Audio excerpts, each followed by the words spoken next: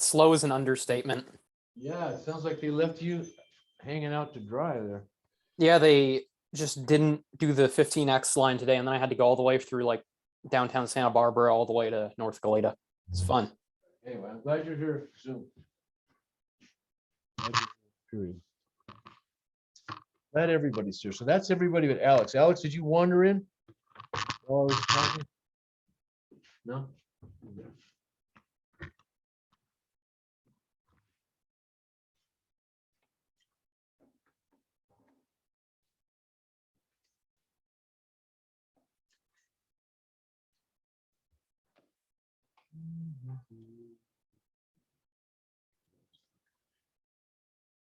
Okay, so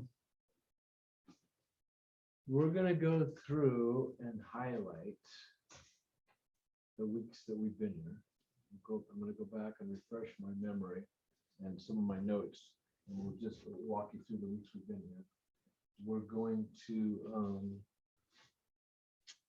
to look at CT 114 from last spring, what I did for the midterm. The answers won't be on here. I almost sent myself the answer key, and I thought, no, these guys are smart enough. I'll just take pictures of them on this. So we're gonna go over that and just see what questions, and some of it, you'll get some of those questions. I guarantee the math questions will be different. Copy this and it'll be slightly different. You'll get some of those questions. We'll get a sense of what you can expect, and I'll get a sense of some things I might want to talk to you about tonight. Just add some stuff, and then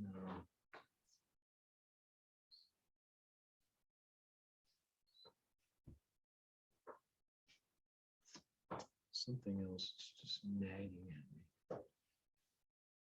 Okay. Let's look at this. Oh, we're gonna do safety too. So you know what? I'm gonna get out of this. I want to do safety first. Get that done.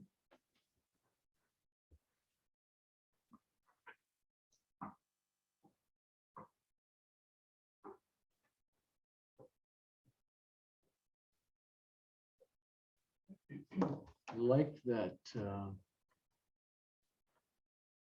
like that.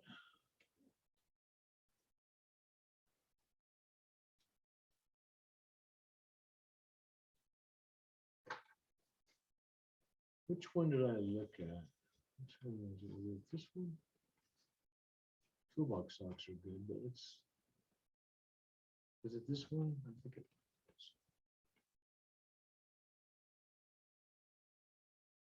What are we coming up on?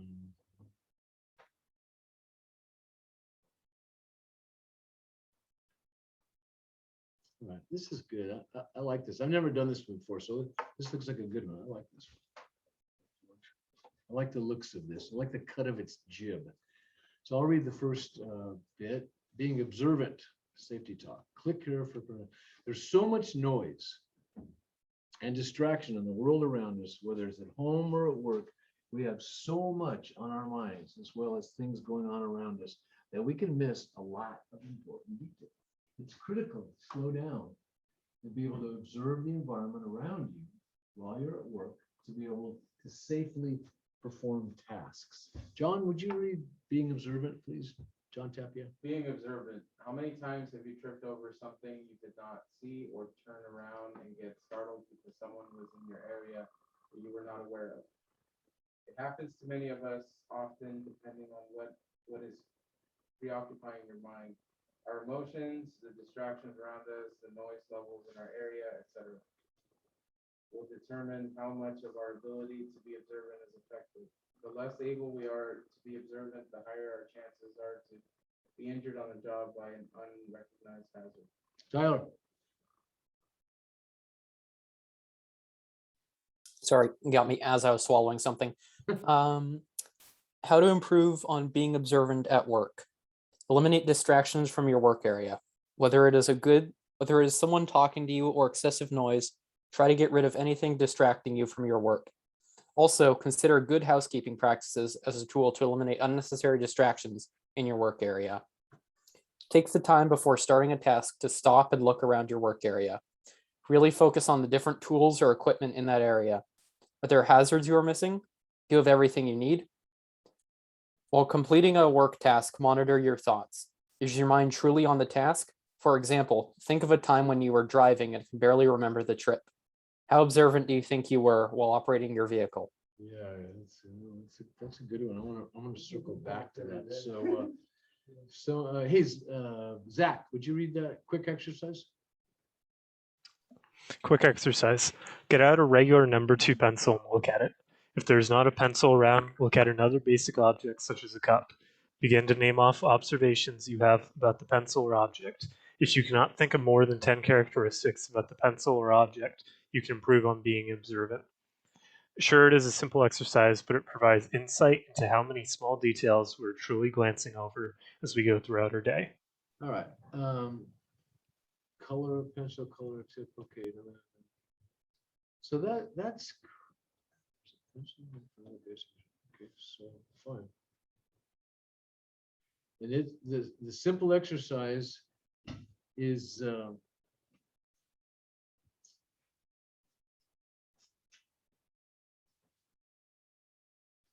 name off observations you have. If you can't think of more than 10, you can improve. All right. Okay.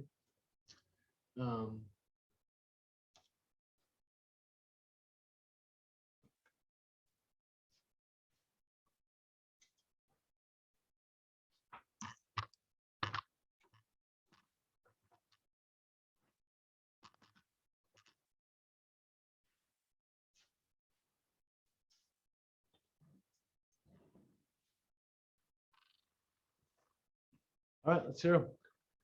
Observations. Observations about that pencil. Made of multiple materials. What was that first one? Made of multiple materials. Made of what? Multiple materials. Wow, that's an interesting observation. Pass it on, please. 7mm lead. Wait. Okay. One. Multiple materials made of. Two. Has a number 7. Number 7. Right? Yeah, is it 7mm or 0? Yeah, number 7mm lead. What else? No, it's a 7. Shiny. Pretty well made. What is a 7, right? Say it again now. Yeah, it's a 7. Seems quality, like, Well made. I like that. I'm not gonna say heavy duty. No, that's your observation. Well made. Shiny. Shiny? Yeah. Okay. It has a good grip to hold on to. You've observed a good grip on it. And that observation can be looking, touching, feeling, okay? There's no eraser. No eraser. Well, there actually There is. actually is an eraser. Oh, it's hidden. So hidden eraser, hidden eraser, and it's down to a nub too. So hidden Small eraser. eraser, Multiple thicknesses. down to a nub, down to a nub. Multiple thicknesses, did you say? Yeah. What does that mean? Bicolor. Well, it's just like imagine a regular number 2 pencil. For the most part, it's one radius, but it looks like that pencil had a lot more You mean this pencil? shape going on. Observing this pencil, this has multiple diameters in the cylindrical nature of the pencil. Is that correct? Yeah. Multiple diameters. It's got a textured grip on there. Okay, good grip, we're gonna say, okay, good grip, and we're gonna qualify that even more, with more of an observation as textured. It's actually knurled, just in case you were wondering. If you were wondering if there's a word for what it is, some of you may know this, some of you may not, but the word is knurled. That's what that texturing is. Okay, what else? What else? It's blue, right? Blue. It's dark blue color. Okay, it's dark blue. And it's also silver. What else do you observe about that pencil? Light. Anybody from home? Anybody observe anything? Want to see that pencil again? Mechanical pencil. It's mechanical pencil. There's white lettering on it. White lettering. So, Made in Japan. yeah, that'll, all that too, which by the way is a bit. So there's 14 and we could go on. We didn't talk about the lead yet, the actual color of the lead or texture of the lead. We didn't talk about the fact that it has a clip or that has a removable cover for the, I mean, literally. We could probably go into 25 or 30 details about a pencil, just because we were all consciously contributing to being observant about that pencil. So I think the illustration is, for me, is that there's a lot of things going on in life at all the time. And being observant, when you're observant and focused, you can see a whole lot more. You've just become aware of a whole lot more. I think that's what they're telling us. And that really, the safety aspect of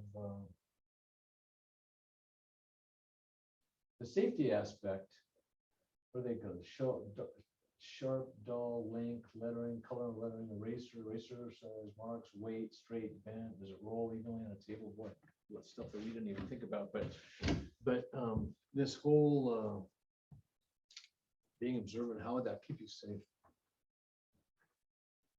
When we're using power tools, Okay, so being observant and careful and observant of what? spinning blades. For close to one, your body. spinning blades, dull blades, aware of pointed parts of your tool, A knot in the the wood. knots in the wood, Damaged cord. damaged Cord. cords, things around your footing that could trip you. Things hanging around your neck that could pull you down into it. Yeah, there's just tons of things to be observant of to work safely. And part of working safely is being observant. That's the whole idea of, being aware of your body parts and their relationship to everything else. But being observant, it's an interesting concept to be observant, because we observe all the time, but I observe all the time, but am I necessarily observant? I don't know. I guess it would depend a lot. I'd like to think that I'm observant, but truthfully, the way I lose stuff, I gotta wonder, how observant am I really? I know it has to do with my short-term memory. There's a lot to do with that. Take roll. Pardon me? Did you take roll? One more time. Yeah, I did, but I had to think about it because I do have ARCD. I actually have ARCD, which is age-related cognitive decline. It's the thing. It happens to people, and a lot of people know it as CRS, right? Can't remember stuff. But other than that, I mean, moving through life being observant seems to me a pretty good way to go.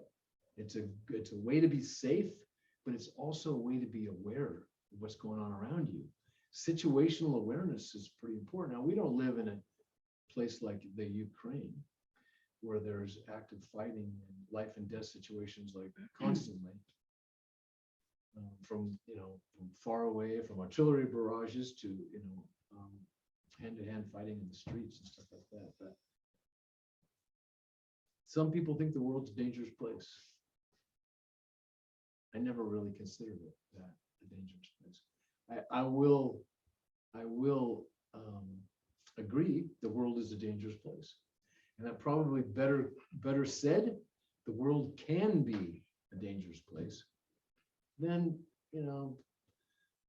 thinking a little more about the world is a dangerous place. There's danger lurking around every corner. I mean, just think about when you get behind the wheel of a couple of ton vehicle going 60, 70, even, I'm sure you guys drive 80 as well. I know I do. That going that fast, do you realize the kinetic energy that's created? The 2,000-pound vehicle traveling 70 miles an hour, it's phenomenal. It's like small nuclear bomb type stuff. It's really big. There's a lot of energy that gets released when something going that fast, that weighs that much, that has that much kinetic energy and momentum. It's anything immovable or even movable. So that's just one thing that, and that really pays to be observant, and which leads me to. I guess I'll kind of finish with this, is that this is a great safety topic, but it's a great topic just for your life. Being more observant. I would, if I had my druthers, I would opt to be more observant. And the interesting thing, something happens to me, and I suspect it happens to everybody. When I get on my motorcycle, especially my motorcycle, not my bicycle as well, but when I'm on 800-pound Harley Davidson motorcycle that I can't ride myself, that's as big and as monstrous and as fast as my bike is, something happens to me and I become hyper aware. And my the things I'm observant of, I'm observant to a place where I'm not usually, and I think it's just my body, mind, psyche protecting me from a very, very dangerous situation, potentially life-ending situations. Preservation. Self-preservation. It makes me hyper aware, and it's a great feeling. And I've learned to recognize it, know the difference from not riding my motorcycle to being on the bike and actually flying down the highway, and what that feels like, and what it feels like, because everything, because when you get hyper aware, because it's so dangerous, it's just, there's nothing between me and the pavement, then you're hyper aware of everything, not just your motorcycle and the cars coming and the cars behind you, and all the stuff that can happen to trip you up. But you get hyper aware of everything out there too, the smells, the sights and the sounds. It's pretty good, and it's kept me safe this far.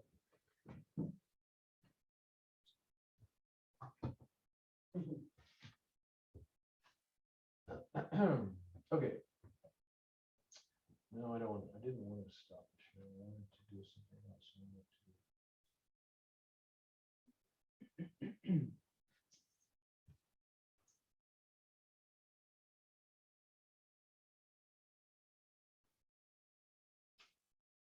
Okay, that's what we're gonna do.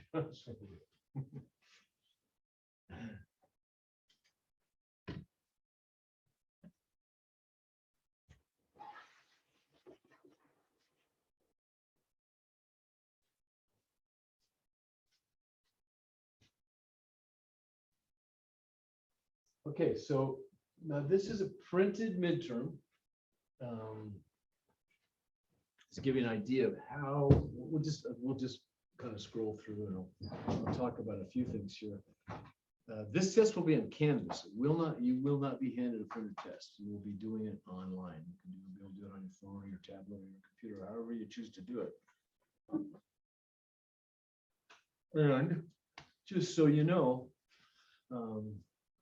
I probably won't do any fill in the blank type questions. They're a pain in the neck, I'm telling you, because if you don't get them just right, then you can be counted wrong. In other words, if the answer is feet, and I write in my Canvas answer FT, and you put FT period, wrong.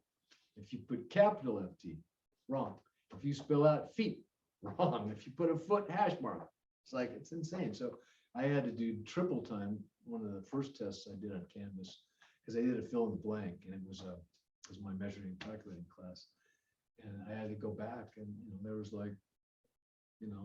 people that started out, Canvas graded them at like getting 35 or 40% of the answers. And when I got finished correcting it, they were up there at 90% of the answers. So it really messed me up. So I'll probably do what I like to do, which is a lot more work for me, but it makes the test fair, and it gives you guys a chance to guess as well.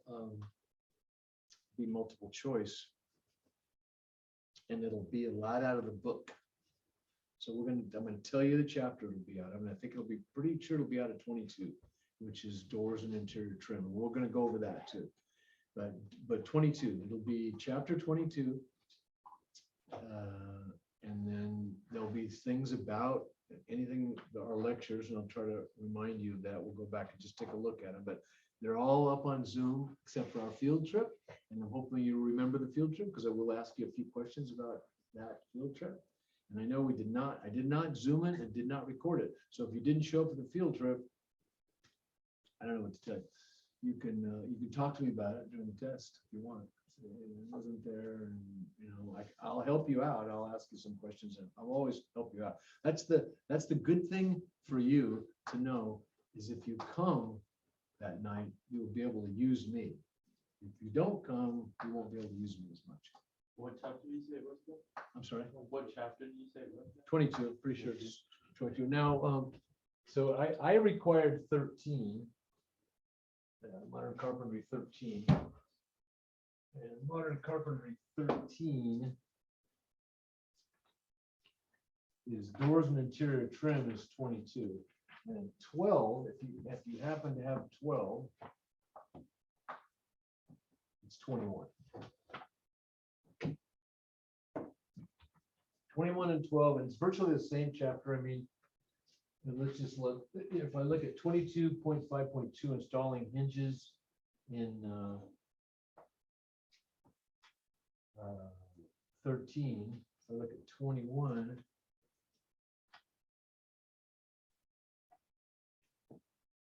21.5.2, 21.5.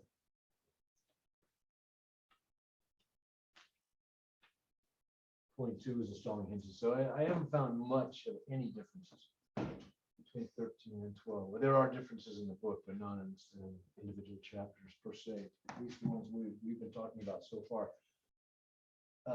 One thing I forgot to tell you is April 5th is a Tuesday, right? It's the first week in April. Jerry was supposed to be here tonight. Jerry DeHoog was supposed to be here tonight, and I just put him off. I wasn't prepared for him, and I really want to do this review because I want to do a midterm. So I was going to have next week, and then he said, "Yeah, okay." And I thought, "I don't know, midterm." I called him back. He said, "Okay, come tonight." And then I said, I called him back. I said, "No, no, come on." So he's going to come the 5th, and I'll give you plenty of warning. So it would be really cool if you all could make it. People that are here, Alex didn't make it. No. People that are here and the people that are on Zoom, if you could all make it, you will see a master finish carpenter at work. Now, I consider myself a master finish carpenter. Jerry's in a class by himself. He's a pretty incredible finish guy. Done it a long time. He's tooled like you cannot believe. And he'll pull up in his big 3/4 1-ton, pulling his 18-foot trailer. I think it's 18 or 16, but it's just, I mean, he's got 42 routers in that trailer. 15, 16 level. I mean, unbelievable, this trailer. And he'll set up, and usually I have him pre-hang a door in a jam and then hang the door and then bore for the lock and stuff like that. And that's probably what we'll do, because I was going to let him off easy tonight and have him just hang the door, but probably do that. I'll have a chance to prep that and take out one of those doors. I'll get him a new door and a new set of jam legs and head, new stop, and he'll job hang a door, which is basically pre-hanging on the bench, and then hang the door. Now I'll tell you a little bit about that right now, just because I'm on it and we're all here. And if I just get out of this real quick.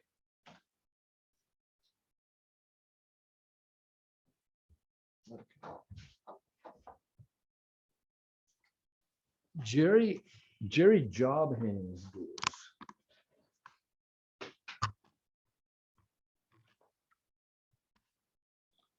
Jerry job hangs doors by pre-hanging them on the bench, and then he puts the door pre-hung in the opening, and then nails it off and gets the reveals all right, and then he bores it, which is great, because then you get a sense of how to hang a door. It's a very efficient way to go. And then, so basically you're hanging all pre-hung doors, because you may job hang some doors in your life, but generally if you're going to be a carpenter, you're going to be hanging pre-hung doors. That's what most everybody gets, is pre-hung doors. Very, very few people job hang. There are plenty of opportunities though for job on doors. Now, the way I job hang a door is I go through the openings, the rough framed openings, and I measure over, I mark all the hinge sides. And I put an arrow to where the knuckles are, to where the door opens on every trimmer and every opening I'm gonna do. And then I come to the trimmer and I measure over 1 inch up on the header and I drive a nail up on the header. Doesn't matter where, but just up on the header. And 1 inch over from the plane of the trimmer. And then I hang a plumb bob off of that. Plumb blob. I hang a plumb bob off of that.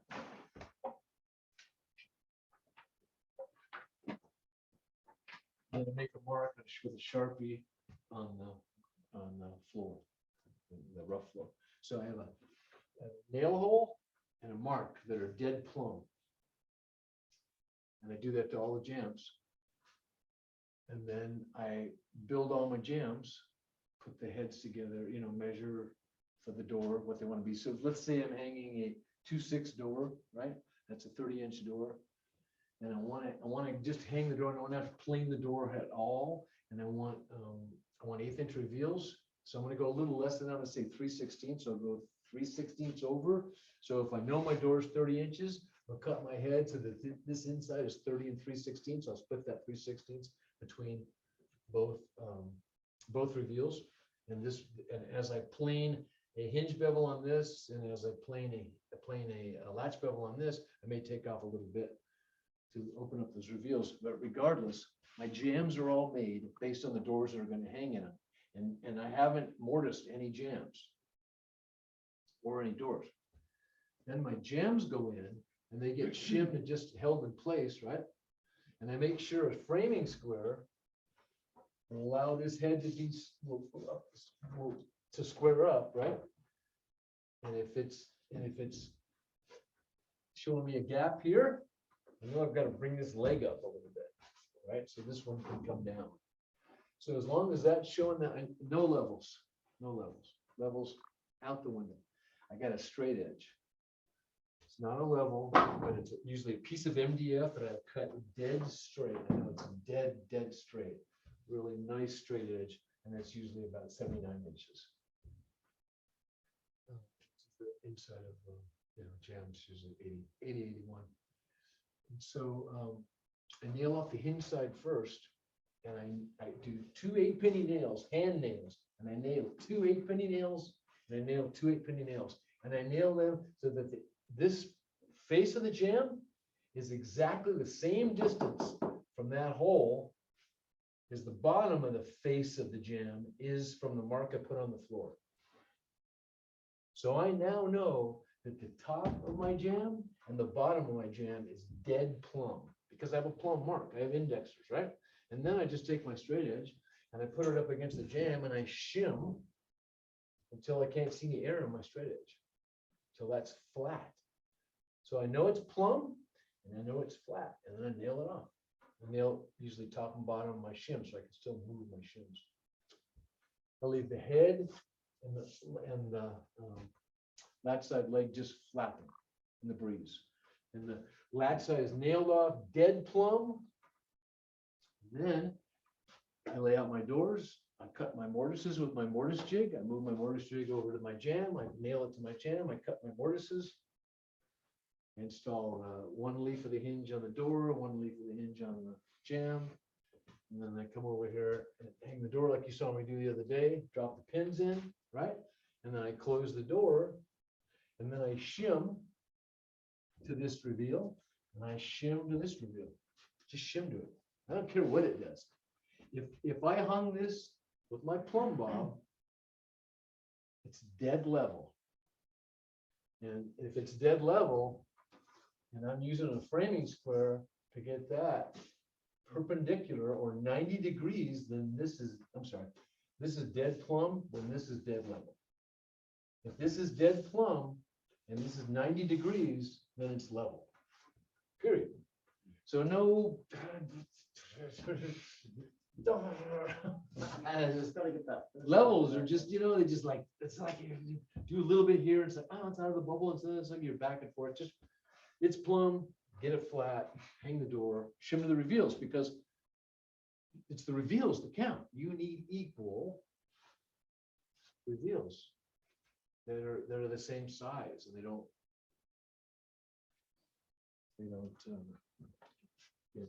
they don't shrink.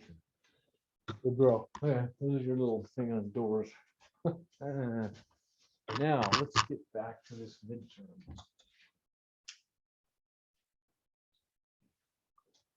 So this is a midterm. This is, I think this is before I was doing.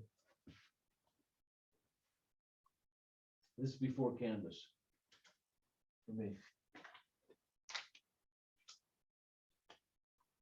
So as you can see, I put there'll be questions. There'll be one question. What was the name of that? That was 250 plus full box. And then what was that? That was on observant, being observant, right? Because I got to remember that I used to have paper on all this stuff, and now it's electronic. Okay, so yeah, I will have at least one question from that. So you should be able to go back into your Canvas and pull it up and read it and make sure. And the thing of it is I will be slightly tricky, but I'll tell you how tricky I'm going to be. There's going to be answers that will be a good answer. Could be the right answer, but it won't be the right answer because it won't be the answer from the literature. From what we read, I will pull almost verbatim, so you want to look for the words, and that's going to be the answer. So if you just decide to answer it yourself, you may or may not get it. If you go ahead and look for it, and that's the other thing, on my tests are all open book. So you can go back, you can access Canvas, you can access recordings of the lectures, you can go to your book. It's an open book. And if I haven't told you my philosophy, and I'm not sure I have told you, I don't think I have told this class my philosophy. And here's my philosophy about that. My philosophy about that is that there is so much information. I have given you so much information, and there is so much information in the book, and there's so much information out there about what we're doing. I don't expect you to retain it. It just doesn't seem like it's a reasonable request. So if there's something that you know, great. I want you to go right down and write it down. And if there's something that you don't know, I want you to find the answer for it. Because I think that's how you will really learn.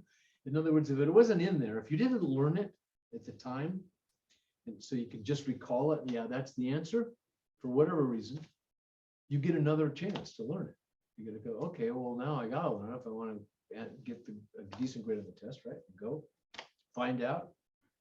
And something that you had to go and look for and do yourself is going to stick with you longer than something that I just tell you. You know, you go, yeah, you told us that. Like, for instance, what are the vertical members of a frame and panel door called?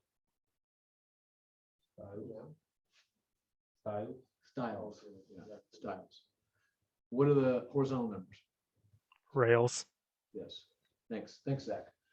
Okay, so anyway, look for the words on the safety stuff. I'll give you lots of hints. So working safe is just being safe is a function of. Where are you? Oh, that's number 2. Yeah, number 2. What's the answer?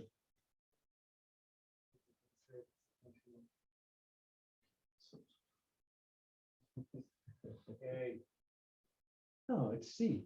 Look, do you think I carry a knife just because I think it's cool? No, you need to be armed at all times. Of course. Anyway, door casings. All right, you know, I'm gonna probably use a lot of these too, so you guys are getting some really good stuff here. Door casings are usually what? Lou's writing them all down. He's just hell bent for an A. He'll do anything. What are they? What are door casings are usually what? Budded? No, they're not. They're usually mitered. So I already went over this with you guys. Already went over this with you. Then we're gonna go over it again. So the casings is the trim. Casing's the door trim. A door casing trims at a door. Window casing trims at a window. There's basically two types of trim for doors. And then there's not trim. There's more than two, but there's two basic types. And one is that's a miter. Oh, like the cut, that like 45-degree cut. Yeah. is a miter? Yeah, that's a miter. Okay. That's a miter. That's mitered casing. And this is a profile casing. This is Spanish or colonial, I forget what it's called. It has a knife number too, but this is a profile casing, and all of your profile casings need to be mitered. Can't be butted unless they're butting a rosette. We're gonna hopefully we'll have a chance to go through the book part of that too. The book has a good explanation. I've got a good PowerPoint on it, I think. But and then over here, that door right there, that used to be butted or craftsman style. So that's mitered, right? That's mitered. It's a mitered profile. That's the kind of casing you're gonna see all over the joint. Mitered casing. Now in Santa Barbara and a lot of cottages, a lot of craftsman style cottages, a lot of 30s, 40s, and even into the 50s, trim was done in what I call a craftsman style. And I've also shown you all this before, so I'm gonna show it to you again. And that's with a head thicker than the legs, a reveal, 3/8, 3/4, 3/8 to half, less wide, thinner, and also thinner and less wide legs. And that's typical craftsman door. So say this would be 5 inches net, this would be 4 inches net, this would be 1 inch net, and this would be 3/4 net. Or some version of that. Wider head, thicker head. Thinner legs, a little thinner, but still wide, nothing spindly. And thinner. And the reason for thinner is because the edge, cutaway view of this, right? This is the wall, comes out, it's got an eased edge, nice little radius on it, and it's got an eased edge. Now, if those legs abutted this at the same thickness, you'd have this, you'd have square to ease. It's not a good look. I like to think looks like hammered death. So the leg, if this is 1 inch net, the leg is 3/4 net. So there's a reveal, right? The leg butts nice and tight, square edge, and then goes, and then the round starts. And then there's variations on this theme. I've done stuff where we put a bead on top. A nice bead. Oh, wait, I'm sorry. The bead goes here. Bead goes there, and then head on that, and then a bead step back. Done here, done some routed edges like cove and bead. You can just do all kinds of stuff with trim. But so this would be butted. This would be a profile mitered. Mitered is your most common. You're going to see mitered casing more than anything, or no casing. In the case of around here, a lot of bullnose, a lot of drywall bullnose, right? Where and again, I showed you this before too. So if that's the trimmer and that's the jamb, door, stop.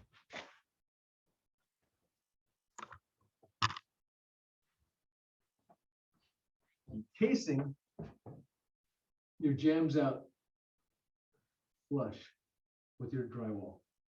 And then your casing goes either, square leg, usually with the back out, or profile casing. In a bullnose interior casing, the drywall, the jamb is flush with the trimmer, flush with the framing, and then the drywall comes and stops about here, and then a bead X or metal corner It's usually tucked into a kerf or not. That's the look, rather than a case look. And it gives it kind of a recess. This in the corners does create a little corner, little mitered corner. Small, but it's a recess.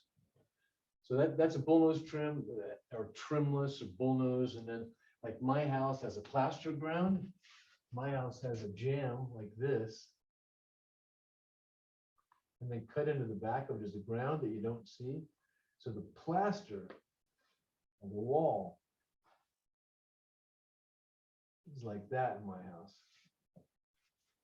This is where there's a cutaway. This is looking, cut away the jamb, the wall, and looking at a cross section through the wall, framing, lath, and keen cement or plaster. And the jamb's about an 1/8 inch proud. So the plaster grounds, there's actually a ground cut into the back of the jamb that grounds or grabs the plaster, helps it from cracking and keeps it there. And then about an eighth of an inch of the jamb is proud. That's an old fashioned. Now would be called a plaster grounded detail, bullnose, craftsman style or butted, and then mitered. Okay, and then a window, you've also got a stool.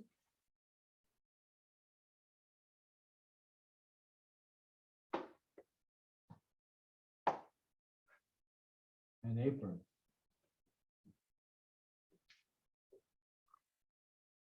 So this is the apron. This is the stool. Leg, head.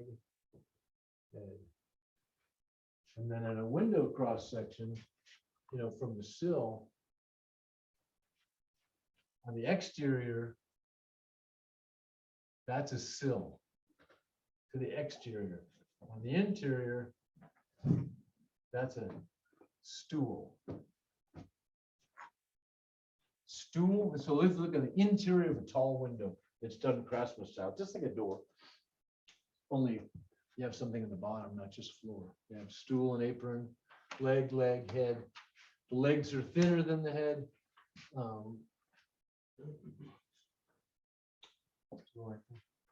Okay, so back to.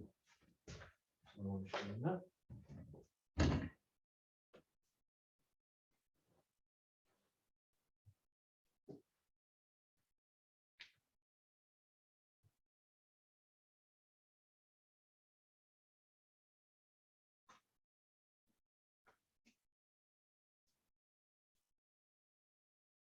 So you can see you can't butt. You can't butt a profile.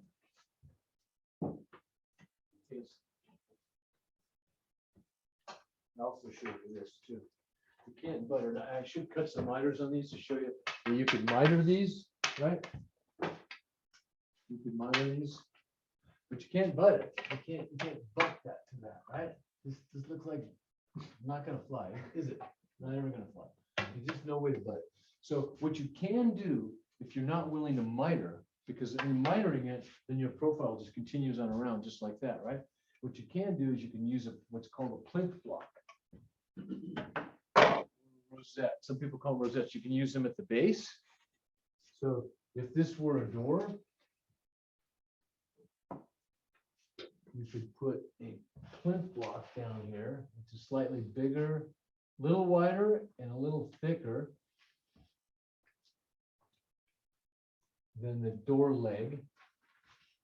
Or in this case, you could conceivably use profile casing, like what you see a lot of kind of older classic wide casings is either a beaded casing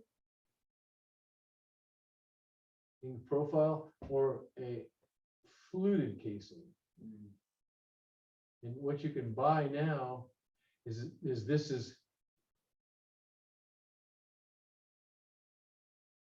you can buy moldings now, you can put it either way. You can flip it around. You can put the fluted part out, or you can put the beaded part out. You do it a reversible. It's kind of cool. But that hits, if you're doing something like that in a window or a door, using any kind of a profile casing, because this looks like trap miter. This is not something, I mean, it doesn't look that bad, but it's just, it's meant to hit a rosette or again, a plinth block. Slightly thicker, slightly wider, rosettes are usually routed.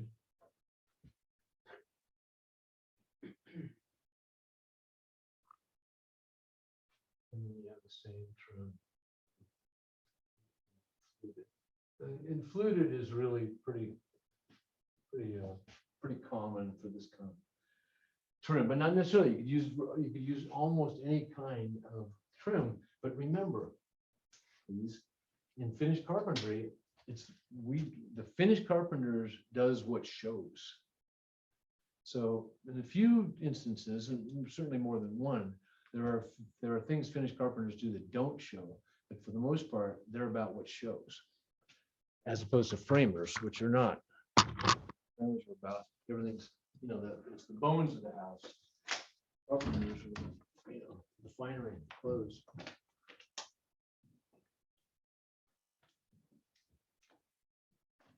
Mitered, most common. Budded craftsman style. Not as common. And then rosettes and plinths. Those are pretty much it. And then, like tract houses, there's the thing called streamline casing. It's 1 5/8 of an inch. This is its profile. It's like that. It's got a pretty good bull nose, and then it goes like that. It's usually got a back. And this is 1 5/8. Usually about 5/16 to 3/8 tall. And that's just the dirt, down and dirty molding. They put it in 50 gajillion tract houses, and pre-hung doors, hollow core doors were built by the thousands and thousands. And that casing was mitered and nailed on one side. So you just walked up to the opening, was drywall, shoved it tight to the opening, and the casing backed up to the drywall like it should. And then the other side of the jamb should be flush with the other side of the drywall. And then you had 2 legs and a head that were already pre-cut. You just nailed on. You spend about 10 minutes a door, 10 minutes a hole. I mean, track guys got very little for hanging doors, and they did it fast. Did it really fast. Okay, here we go. Door casings are usually, who knows what a spline is? Refers to a curve. No, good guess though. Anybody else? Spline, S-P-L-I-N-E, spline. It's a spline. For like woodworking. Yeah, it's a woodworking term, but it's also used in machining and stuff like that. But the spline is something you put into a joint to give it stability. It's kind of like, acts kind of like a dowel. So if you were cutting a board, you would maybe cut that into, cut a groove down the edge of the board, right? Because you're going to join it to this board, which has got the exact same thing cut out of it, right? And you've got a plywood spline in there. That's a spline. Goes into I think I can define it. It goes into a, Like a flat edge, or is that that's not a corner, right? no, Could be in a No. corner, right? no, a spline is a rectangular key fitting into the grooves in the hub and shaft of a wheel or a slat. So that's the spline. So if you can picture that board and that groove running the whole length of the board, both those boards, and then me cutting a plywood spline or solid wood spline, say this was 1/2 inch by 1/2 inch. I cut that 1/2 by 1/2, or maybe 1/2 by 7/16, or slightly 32nd less, so it could take some glue. And then I shove that spline in there with this part sticking out, and then they go together. So basically, you kind of make a double tongue is what you, or you make a single tongue really, because you just, but you do it with a spline rather than create a tongue. So it's like a separate piece of wood. that A you- spline is a separate piece of wood that acts like a tongue and groove joint. And we made doors. We made entry doors.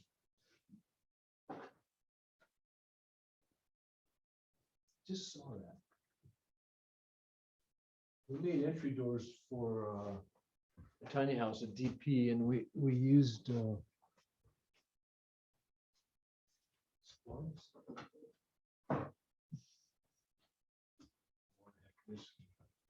Okay, anyway, that's a spline. That's a spline. That's the spline. A slat, fit or secure by means of a spline.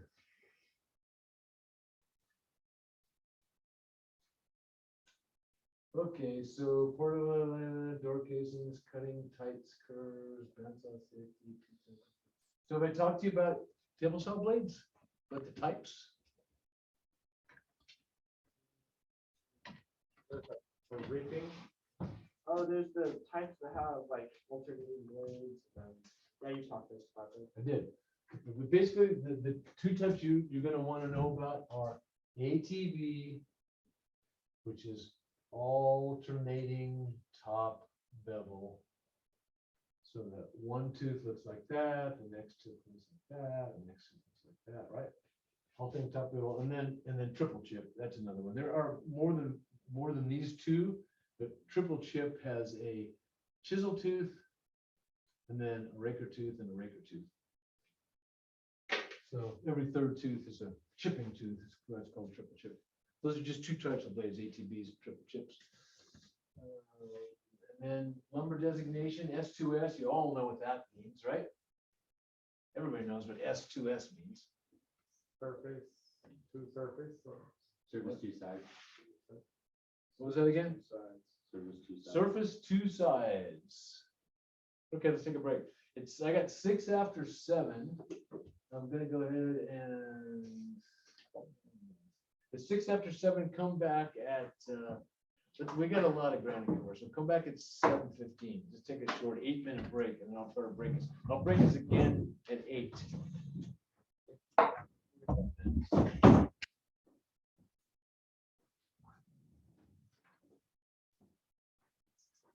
Zach, would you please help me remember to, Are you sure you have CRS?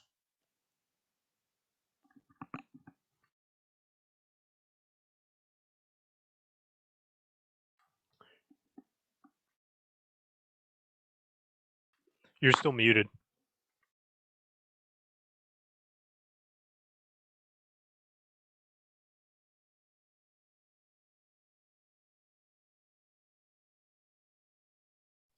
sorry. We just Okay. went over all the test questions. You guys didn't hear? Yeah, yeah, where were you? Where were everybody? So, we talked about windows and doors, right? About what's called out first, always, width's always first.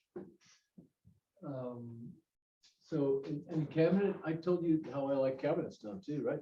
Remember all that? Loose kicks versus integral kicks. Anybody need that explained? You don't hesitate if you do. We just like one quick one. Yeah, sure. So in cabinet making, I prefer, I subscribe to, and like to use in virtually every context. So much easier, the idea of a loose kick. So if this is a wall, and this is talking about a base cabinet, you got a 30-inch base cabinet, 24 deep approximately. It's a 30-inch base cabinet, and it's sitting 4.5 inches off the deck, and this kick is loose. The toe kick is loose, and that space there is 2 inches, pretty typically. And that 30-inch box, it sets 4.5 inches off the deck, also gets 1.5 inches of rough and finished top. There you get your, there's your 36. But the kicks, so rather than an integral kick, and I have talked to you about this, rather than that kick being cut out as a part of that cabinet side. So it's really a 34.5 inch cabinet side. We make them 30. Now 34.5 inches is a bad cross cut. So if you have an integral kick, which is how we used to make cabinets, we used to miter the inside edges of them, and they were,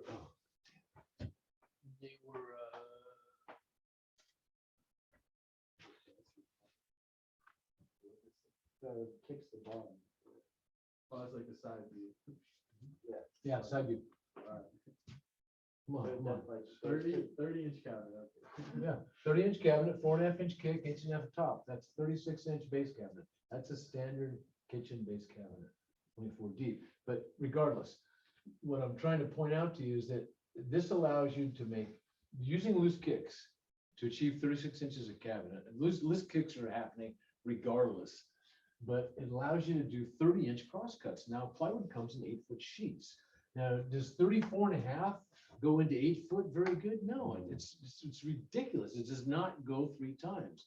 30 goes into 8 foot, 96 inches, 3 times 90 inches with some saw curves, 3/8 of saw curves. And it leaves you some room for toe kicks, rear nailer, back nailer, front and back spreaders. We're not going to talk that much about cabinets right now. Just suffice to say that when I get to a job and we level that job out and it's wall to wall, I want to put loose kicks down. And I want to mark where the dishwasher space is and where the refrigerator space is, but where there's cabinets, the kicks are loose and they're made out of scrap plywood, because they're going to get skinned with the finished material, finished with 23 gauge pin nails and a little bit of filler underneath that nobody's ever going to see them. At the end of the job, after they've been beat up and everybody stood there and the tile guys have kicked them, done all their stuff, at the end of the job, finished kick skins will go on the rough kicks, but those kicks are set dead level in that direction and dead level in this direction. And if you're convinced your kicks are set level, your kicks are set level because they're set to a laser and they're continuous. They're not like one cabinet, together with another cabinet. You're trying to get it. It's like, no, get your kicks, and then your cabinets just slide on them, man. They go where they go, and they get stabbed in the wall, and they get stabbed in the kick. Loose kicks. These kicks is what goes on underneath the nice stuff. Yeah, cabinets get toe kicks or toe spaces. The loose kicks stay on the wall. Like They once stay you on the gotta use- floor, actually, Yeah, they're or- screwed to the floor, yeah. And then the cabinet gets married to them, it gets screwed to them, and then they get skinned with the cabinet finish. So that's just a real quick primer in cabinet. That's for sure. Rodney, I've been seeing people put drawers in the kickers. Do you have any thoughts on that? Well, I think it's a great idea. It's, if you can do it, I think it's a great idea. And it's definitely doable. You have to design and engineer the kicks so that where you have the drawers, obviously, they do the support they need to do. And however that needs to be engineered, I'm kind of seeing it myself, but it's a great idea. It's just using otherwise dead space. So yeah, I think I've seen that. Or I may not have seen it, but I've certainly heard about it. And I think it's a good idea, Zach. I don't know how widespread it is. It's not something you see a lot though. So you guys know about this too, right? Doing initial drawing for a rough lumber list, one should do what? Really?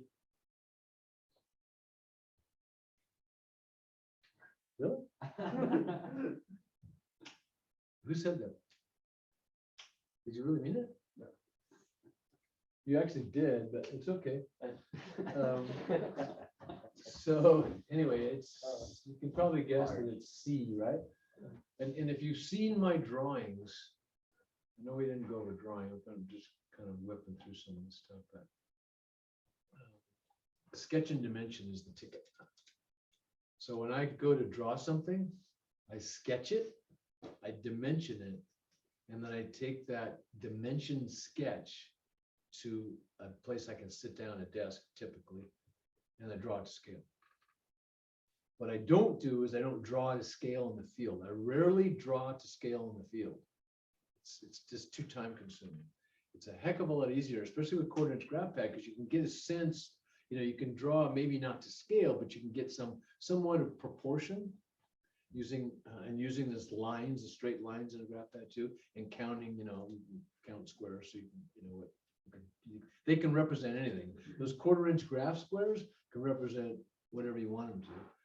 So that, sketch it and dimension it and get every dimension you can possibly get. And then then with all that information, you can start making scale drawings. But you want to get, and when you sketch it and then dimension it, a dimension sketch, you want to get as much information on there as you possibly can. So 11, that's an easy one. So, okay, now,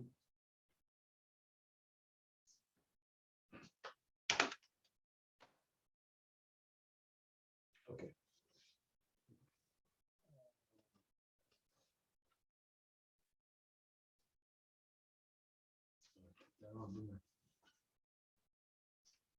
No, I didn't.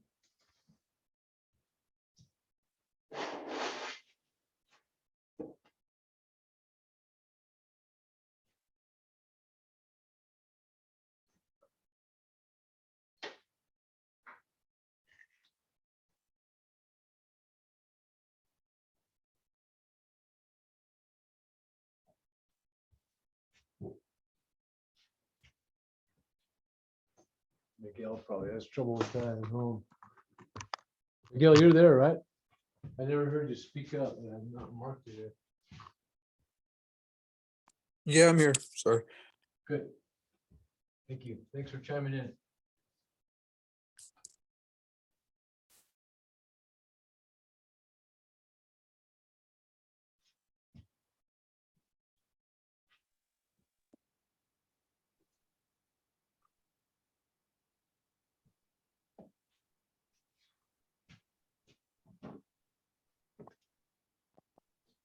Board feet. Figure board feet of any board. It's the thickness times the width times the length over 12. Now, there's an important distinction here. That's the thickness times the width in inches times the length in feet over 12. Doesn't work any other way. So let's just show you how this works, right? We'll make it real easy. We'll make the kind that you shouldn't have to do any math with. And let's say it's a 2 by 12 by 10. So 2 times 12 is 24, times 10 is 240, divided by 12 is 20. 20 board feet for that 10-footer, times number of pieces. So you got 10 of them. 10 pieces, 10 sticks, 200 board feet. 200 board feet. See that? Okay, let's do something harder. Let's do 2 by 10 by 16. And let's just, so all you need to know is how to figure the board foot in one board, one stick, the length of one board, right? It's going to have a finite length. It's going to be an 8, 10, 12, 14, 16, could be an 18, possibly be a 20. The length of one board. And then once you get that, then that times the number of boards, right? So just get one board. So it's a 2 by 10 by 16. How many board feet are in a 2 by 10 by 16? Well, 2 times 10 is 20, times 16 equals 320, divided by 12 equals what? Somebody get out a calculator for me. Should be what? 26.33, right? All right, come on, somebody check this, please. 0.6? 2/3. So we'll call it 6/7. So 20, it's 26 2/3 or 26.67 board feet. In one stick. So 2 by 10 by 16 has 26.67, 26 2/3 board feet, right? And if there's 20 of them, it's or 12 of them, 12 times that. And so, but the way I do it differently than that. See, I go 2 times 10 over 12. That's 20 over 12. That's 1 2/3. 1 2/3 times 16 is 16, and 2/3 of 16 is about 5 1/3. So 10 2/3. So that's 26 and 2/3. Oh my God, it's the same answer. How is that possible? Mind blown. So, but this is the formula for board feet. And all lumber is sold by the board foot. Now, for the most part, if you're going retail, you're gonna buy it by the linear foot. But it's all sold to them by the board foot, and it's all priced out by the board foot, and they will give it to the public by the linear foot, because that's usually the only way the public can handle it, is by linear foot. And it's easier, right? So this 1x8 redwood by 8 foot, how much is in this X and linear foot? But that's all figured by the board foot. All figured by board feet. So I may ask you a question about board feet. Well, be sure I will ask you a question about board feet. There will be at least one, if not 2 problems on there for you to figure board feet. So if you're having trouble with the math, work on it and check your book out, because there's just look for board foot and you'll see their explanation on it. All right, but board foot, and then its practical application is, well, for instance, now another thing, and I've told you this before, I'm just going to review it right now. Cabinet woods and hardwoods and finished woods, oaks, red and white, cherry, maple, birch, yellow poplar, alder, teak, mahogany, Philippine mahogany. Those are going to be bought as S2S. They're going to be bought as 8 quarter, 5 quarter, 6 quarter, 4 quarter S2S, right? And a 4 quarter S2S board nets how thick? 4 quarter, Yeah, 4 quarter S2S. so 4 quarter, 1 inch. No. 4 quarter. How thick does it net? S2S. 0.75. 3. Yes, stop. Yes, 3/4 of an inch. We went over this. 5 quarter S2S. What is a net? 4 quarters. That's 1 inch. Yeah. Yeah, just say 1 inch. Or if you want me to know that what you're saying is 1 inch and you want to say 4 quarter, then you say 4 quarter net. Because when you finish with net, then that's the thickness. So 8 quarter S2S, surface 2 sides, is 7 quarter net, 1 3/4 net. 8 quarter rough is 8 quarters. 8 quarter rough is 2 inches. 10 quarter rough is 2.5 inches. 12 quarter rough is 3 inches. 12 quarter S2S is 2 3/4 inches. So when S2S is applied to those kinds of woods, then you take an 1/8 inch off a side or a 1/4 inch overall.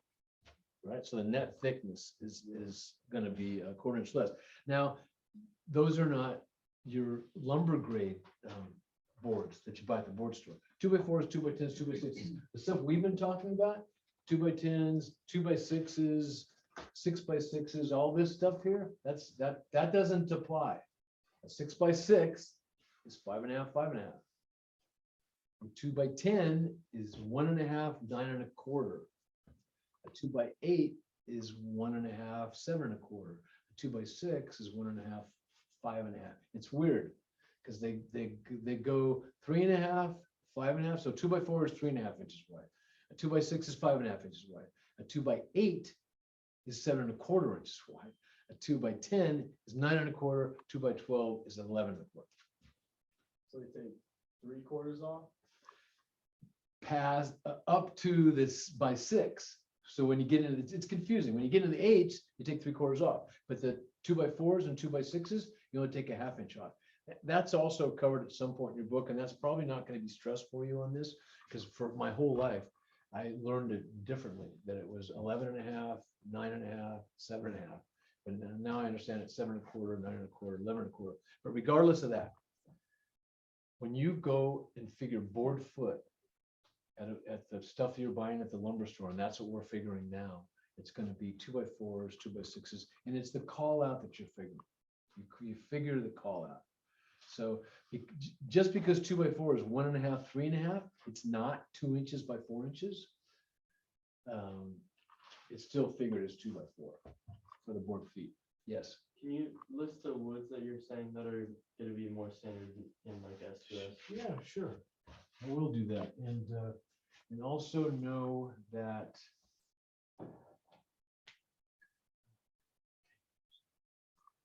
and then all your 1 by is 3/4, right?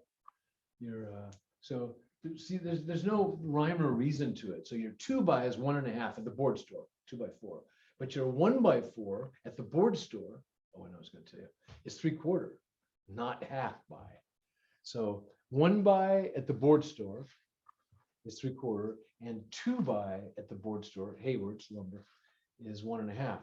Now, those are typically S4S designations.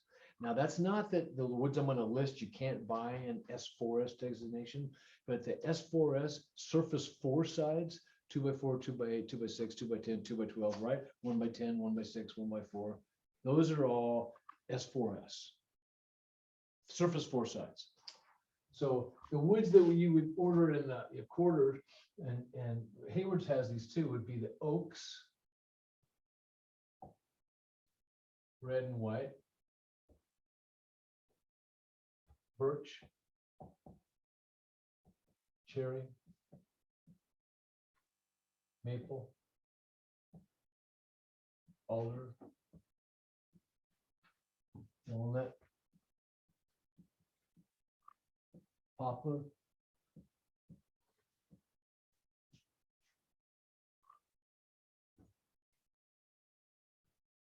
mahogany, teak,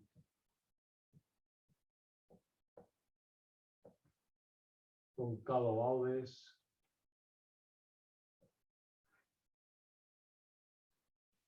that's one of purple heart lace. There's one of another 35 hardwoods that are not going to be all that accessible or available, rather. But some of them are, and you can get anything. You can get anything, but that's pretty much your red and white oak, birch, fir, maple. Oh, ash. Ash is a beautiful wood. It's not used very much anymore. Also hickory, which it's actually called hickory pecan.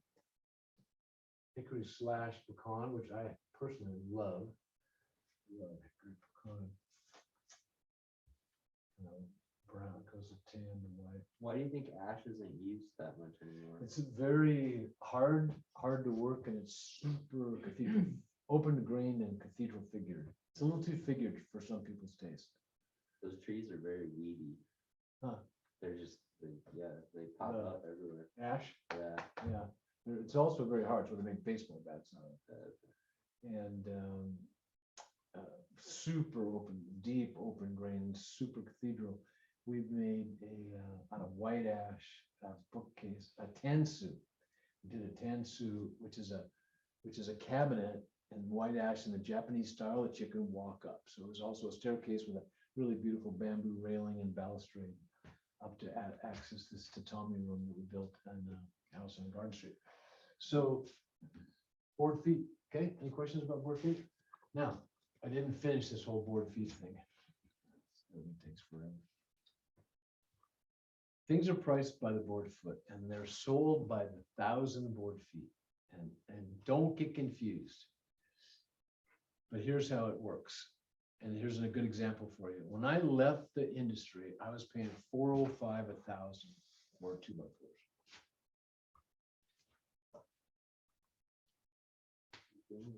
So 405 MBF, that's mill board foot, translates to 40.5 cents board foot, 405 a 1,000, right? Now we're paying 25.80 an MBF. That's $2,580. So we're gonna move that decimal point 3 places to $2.58. A board foot. Yeah, so from 40.5 cents, that's over 6 times in 7 years. 204s are going up. Well, I paid almost $6 for diesel today, at the dang pump. Yeah, it was $120. Hey. So that's how that would be. So if I were to ask you something really involved, right? Really involved. And I mean, I'm being a little bit facetious, but if I was to say like, oh, let's say 12 2x4x8 equals how many board feet? So a 2x4x8 is what, 6 2/3. So 8 over 12 is 2/3, 2/3 of 8. So what's 0.666 times 8? About 0.5.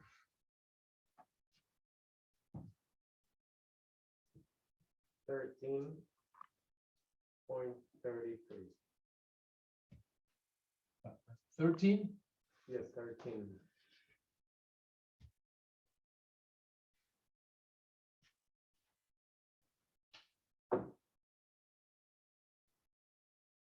No, it can't possibly be right. 0.67 times 8. It cannot be greater than 8. Sorry. 5 1/3. 5.2. There you go. Thank you. Wait, just suspend the laws of physics. It can't be. 5.3, right? Yeah. 5.33. Yeah. So it's 5.33 per stick. I should know that. It's 5 1/3. 2x4x8 is 5 1/3, and times 12 is what, 60 and 0.36. So it's about 16 1/3, right? 16 1/3 board feet. Okay, so we'll call it 16 1/3 board feet. You mean 12 times 5.3? Well, you have 12 boards, right? Yeah. So it's 64. Well, I said Yeah. 16. I meant 60. It's yeah, it's 60. 12 times 5 is 60. And then 3, right? So yeah, we'll call it 64. We'll call it 64.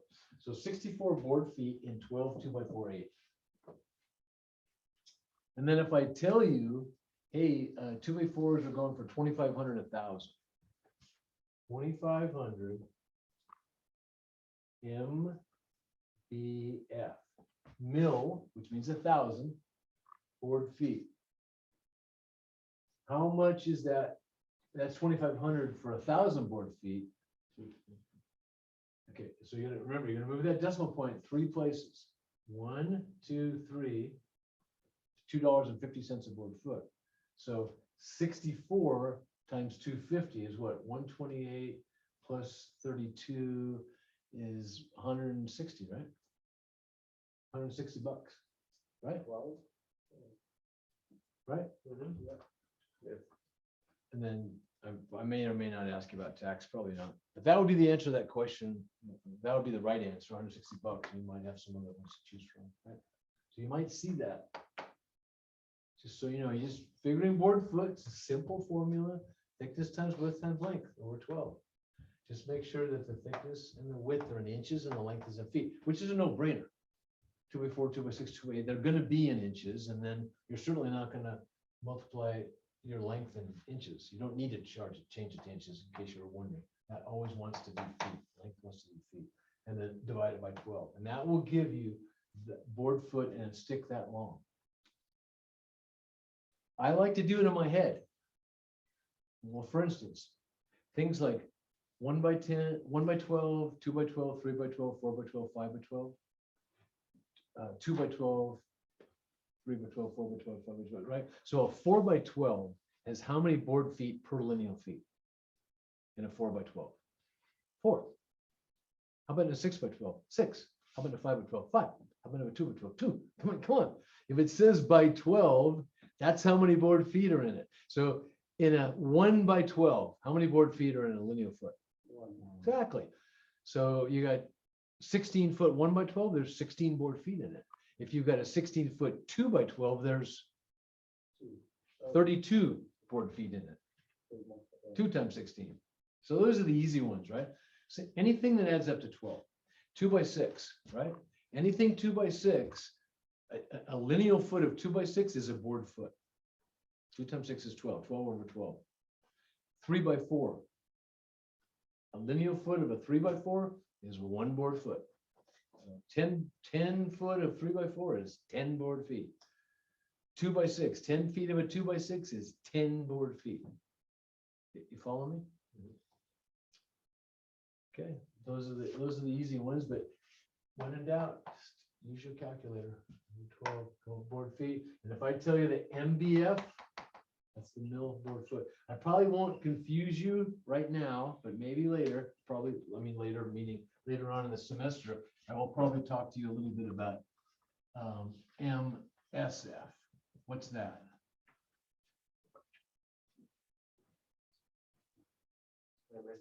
Oh, I'm going to talk to you about it right now. So it's mill square feet. So MBF is mill board foot and MSF is mill square feet.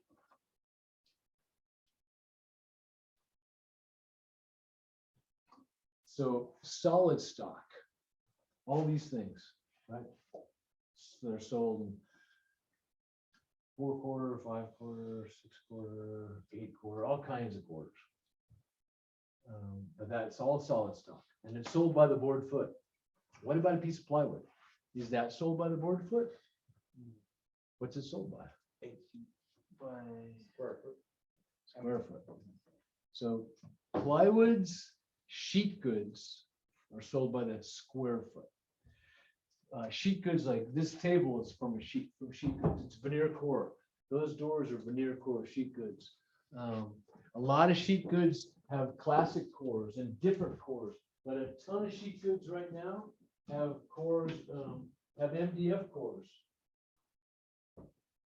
There's a classic core. Where's that MDF core?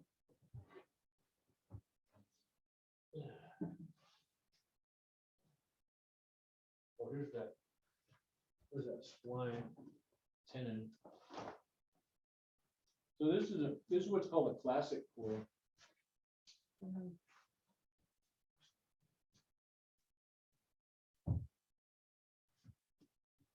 Oh, there's a spline right there.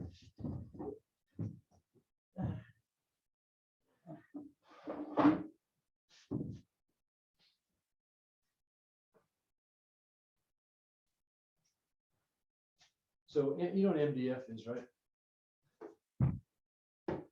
This is MDF. Medium density fiberboard. It's the plinth blocks are made out of 1-inch stock, but that's a core. MDF or HDF, high density fiberboard, is a core for sheet goods. This is a piece of cherry wood. Piece of cherry plywood, 3/4 or whatever, close to 3/4. It's veneer core. I thought it was a classic core, but it's a veneer core. It's got a really nice, like an almost 1/8 inch thick veneer of cherry. This is a nice piece of plywood. That's got a beautiful core. Plywood cores are super strong and super light for their strength. And they don't break. Really, it's the best core. MDF cores are cheaper, but they're heavier. I digress. That's a spline. That's a groove. That's a groove. So this is a way of joining material using spline. Get it? Very cool. It's part of the millwork. You nail that or just glue? Glue, man, glue and clamps. Glue and clamps. Anyway, So it looks like it'd be common for like furniture making, right? yes. Yeah. What was I talking about? MSF. Okay, so sheet goods, plywoods and melamines, particle boards, high density, medium fiberboard, high density fiberboards, medium fiberboards, ultralight, MDF, all that stuff, all the cabinet grade veneers, all these woods are veneered onto various sheet goods cores. An MDF core, classic core is some MDF, some plywood. That's really the best core. WIC, the Woodworking Institute of California, which is the cabinet making Bible for the United States, and literally it calls out everything about cabinet making. If you take the contractor's test in the state of California to get a license, a C6 license as a cabinet maker, finished carpenter, mill worker, basically it's coming out of WIC. WIC says the premium core for a slab door and for a cabinet has to be MDF or a Parker board core because it's much flatter and more stable. Where plywood can move around more. They're flat and stable, so they're the preferred cores for cabinetry and premium. So they have different grades: economy, custom, premium. So sheet goods are sold by the square foot, and typical 4x8 is 32 square feet, right? So, you know, like 5,000, 1,000 is $5 a square. That's $160 sheet of plywood. That's a really jazzy sheet of plywood. So plywoods are going to be more like 1750, 1850, 2,000 mil square foot. So a piece of plywood, say a piece of cherry plywood like that, nice cherry, that's an A side. That might be an AA plywood rather than A shop or an AB or a BC, but I think that's like an AA veneer. That probably went for 2,000, 1,000. That would be a $64 sheet bought in bulk too.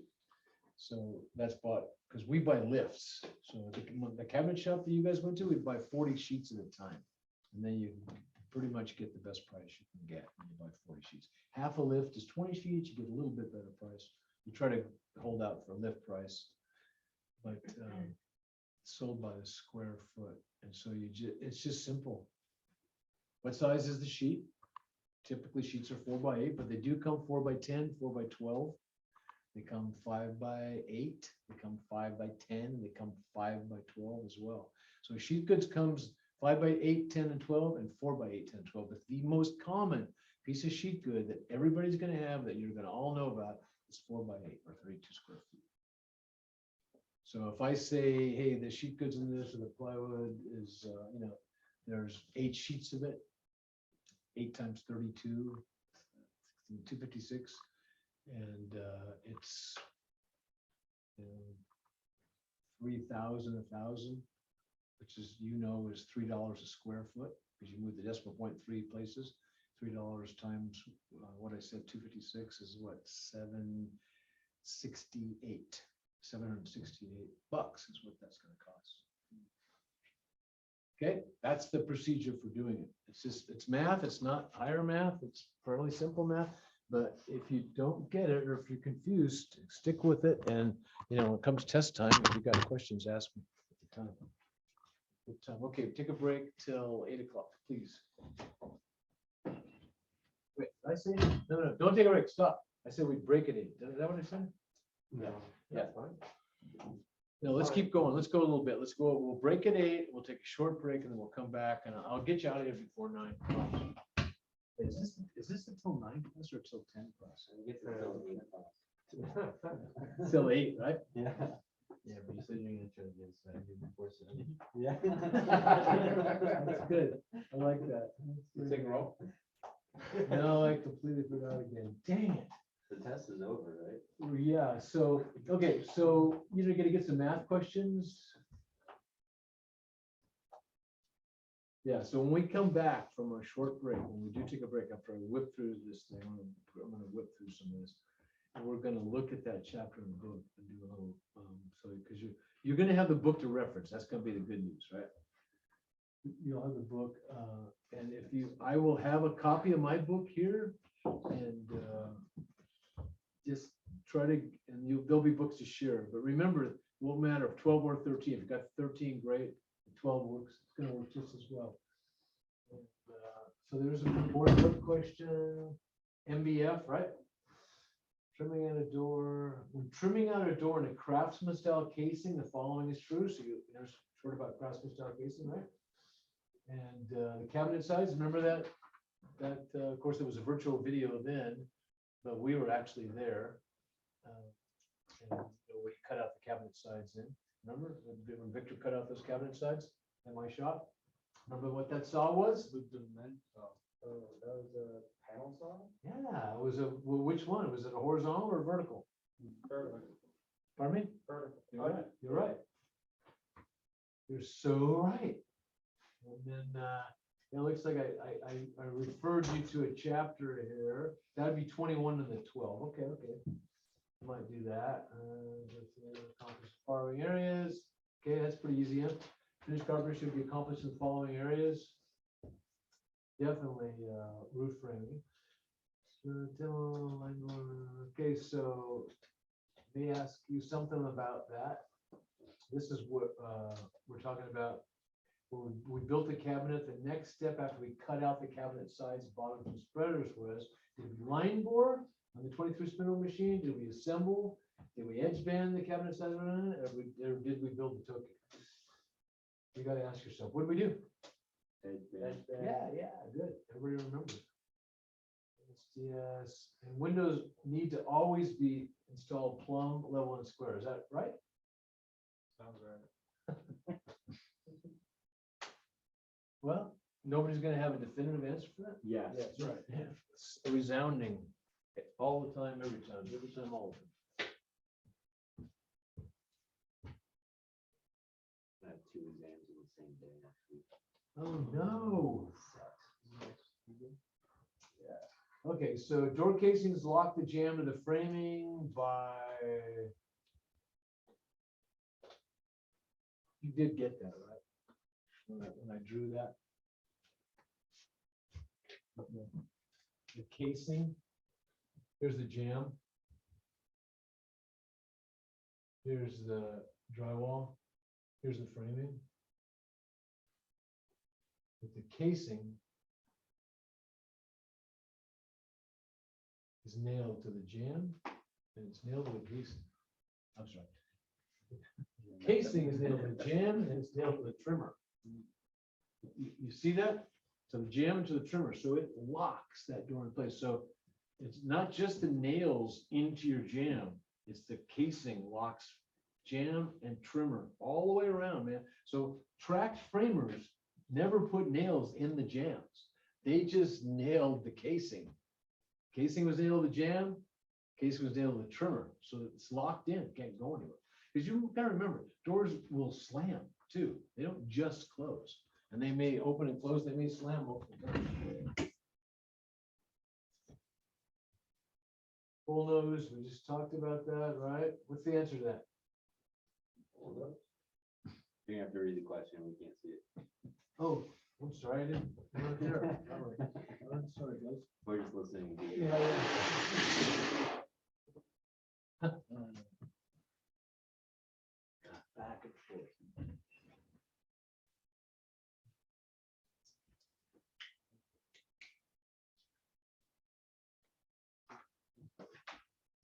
Drawing a scale. Y'all see that, 33? No, we can't see it yet. Or we'll go back to 32. See it yet? All we see is Maxwell. Up, it's coming in. Okay. Okay, see that? Yeah. 32, interior trim is bullnosed. It means that. Okay, okay. I think it's C, folks. Drawing the scale. Somebody want to answer that?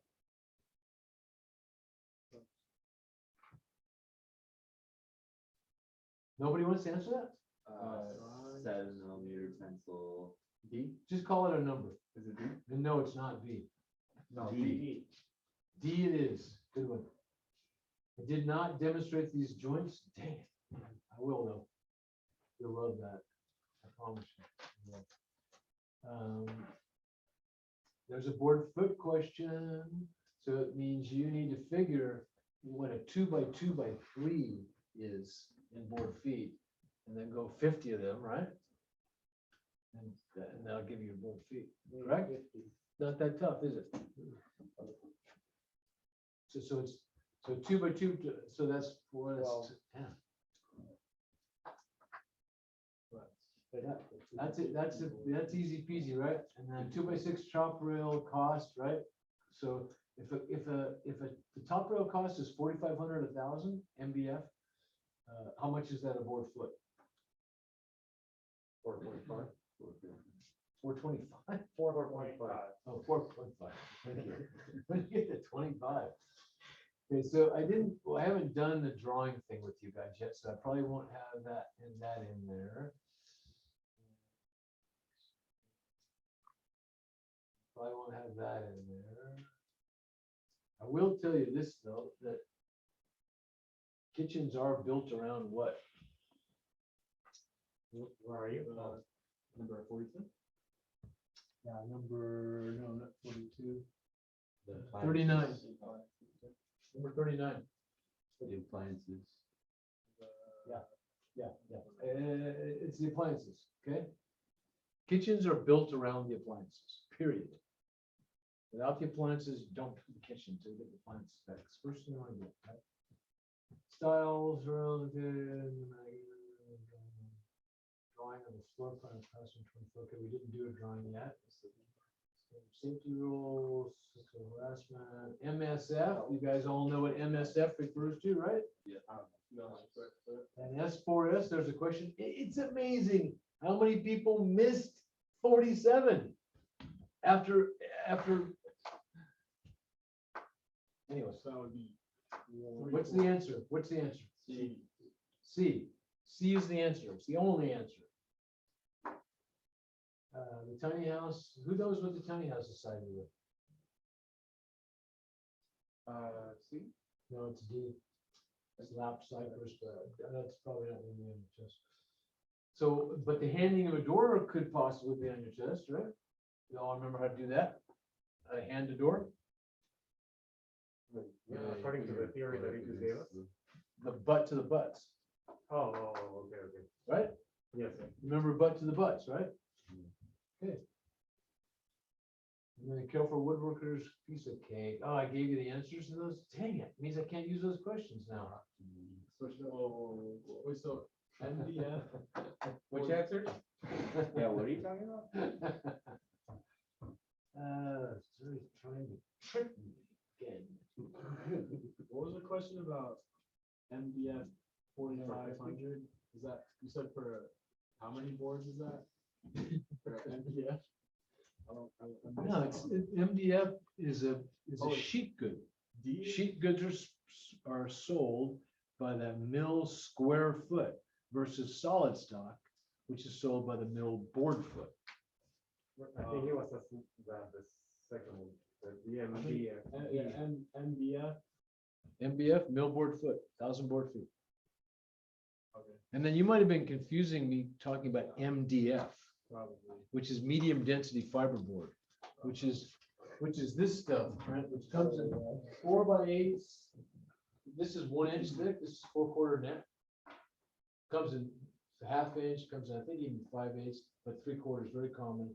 And it comes in 4x8, 4x10s and 4x12s and 5x10s and 5x12s, because it's used a lot as a substrate for laminate countertops and veneers, a lot. And it paints fairly easily and fairly well too. Like for instance, this. What are these door panels? So many boxes of them. There's a walnut wheel. I think somebody, bless you, bless somebody. I can't find, there's a walnut wheel, is a really good example, but anyway, I think somebody took it. It's a pretty nice little wheel. Okay, now take a break. Take a break. It's 8 o'clock, come back in 10 minutes. It's actually 1 after 8. Might even be 2 after 8. Come back at 8:10. It's 4 after 8. Come back at 8:10. We're gonna take a short break. Try to cram a few more things in here.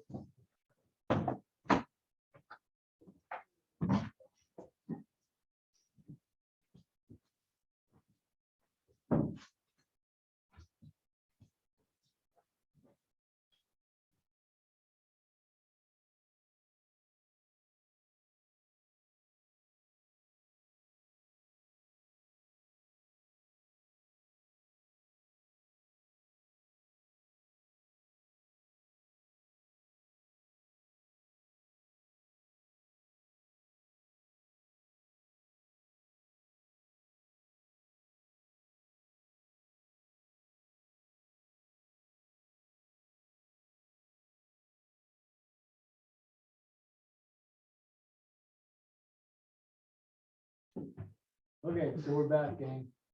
Starting video back, sharing screen. Go. All. Yeah, this is it. I didn't want to show you everything. I'm going to show you this other thing, but let's look at some stuff. Let's look at some chapter resources here. 22 and 13, which is 21 and 12.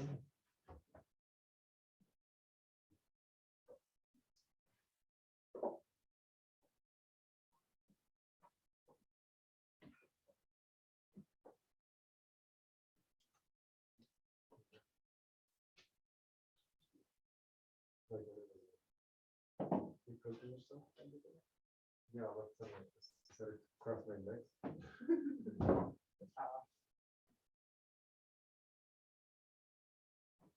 How do I get this to fill up?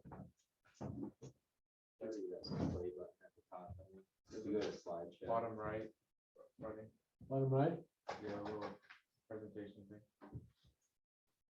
That's not. More to the right. I want to get this one out of there. How do I get that one out of there? Drag it over?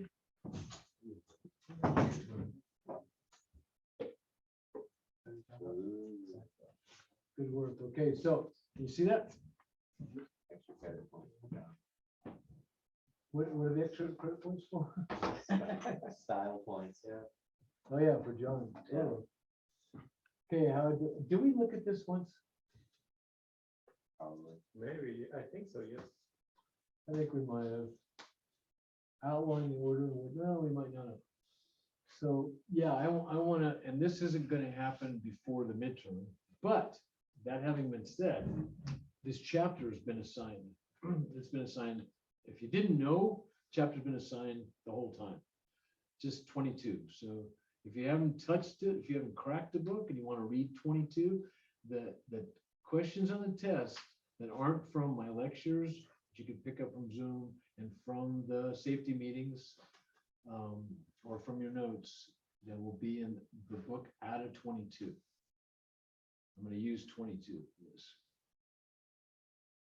So, and we will get to, before we're done here this semester, I'll talk to you about pocket and bypass sliders, but not right now.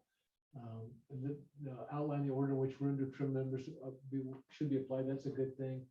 I'm definitely going to do a crown class with you, a crown clinic for installing crown molding, for cutting and installing crown molding on the flat, and a cut and fit baseboard trim as well.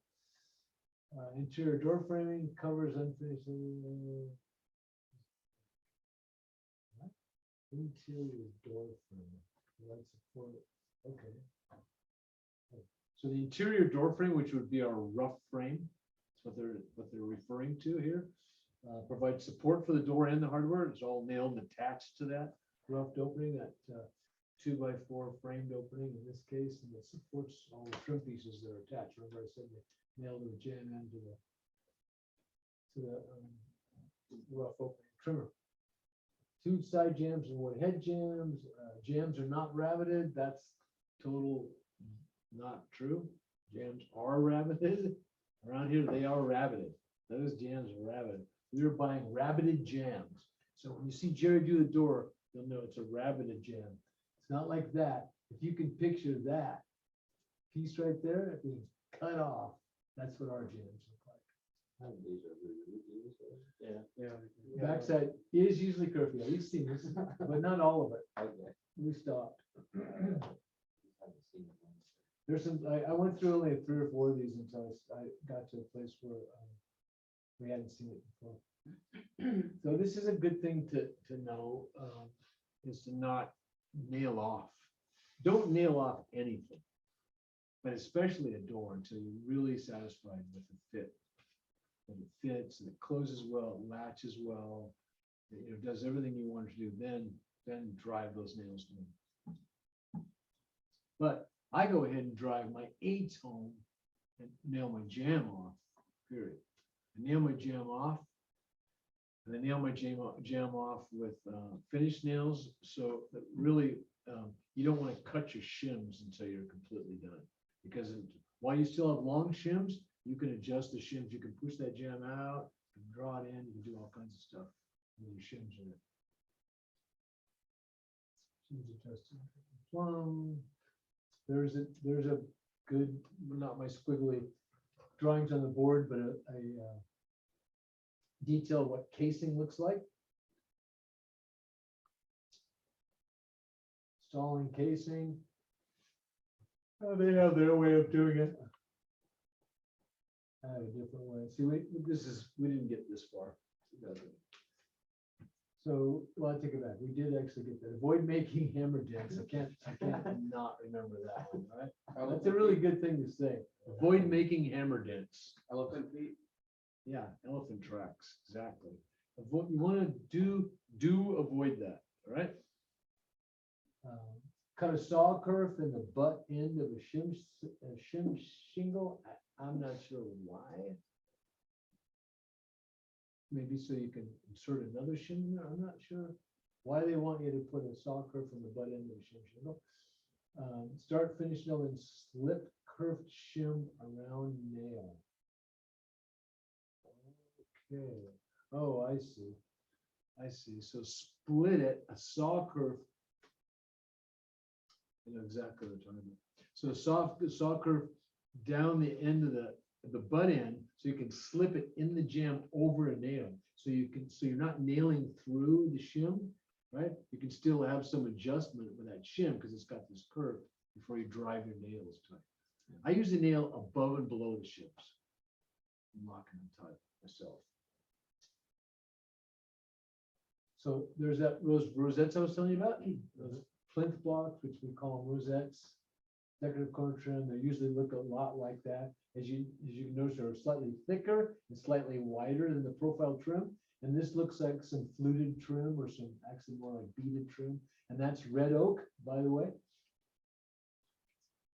And here's panel doors. There's a good shot of a panel door, the raised panel, the sticking detail, the upper rail, the lock rail, top rail. It's two styles, bottom rail.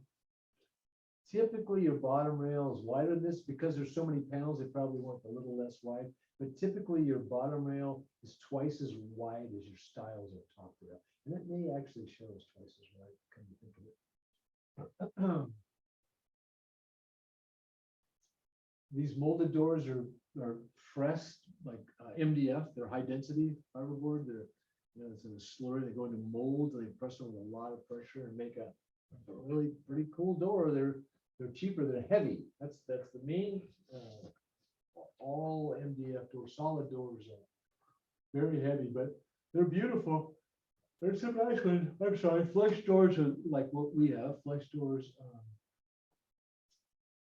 You know.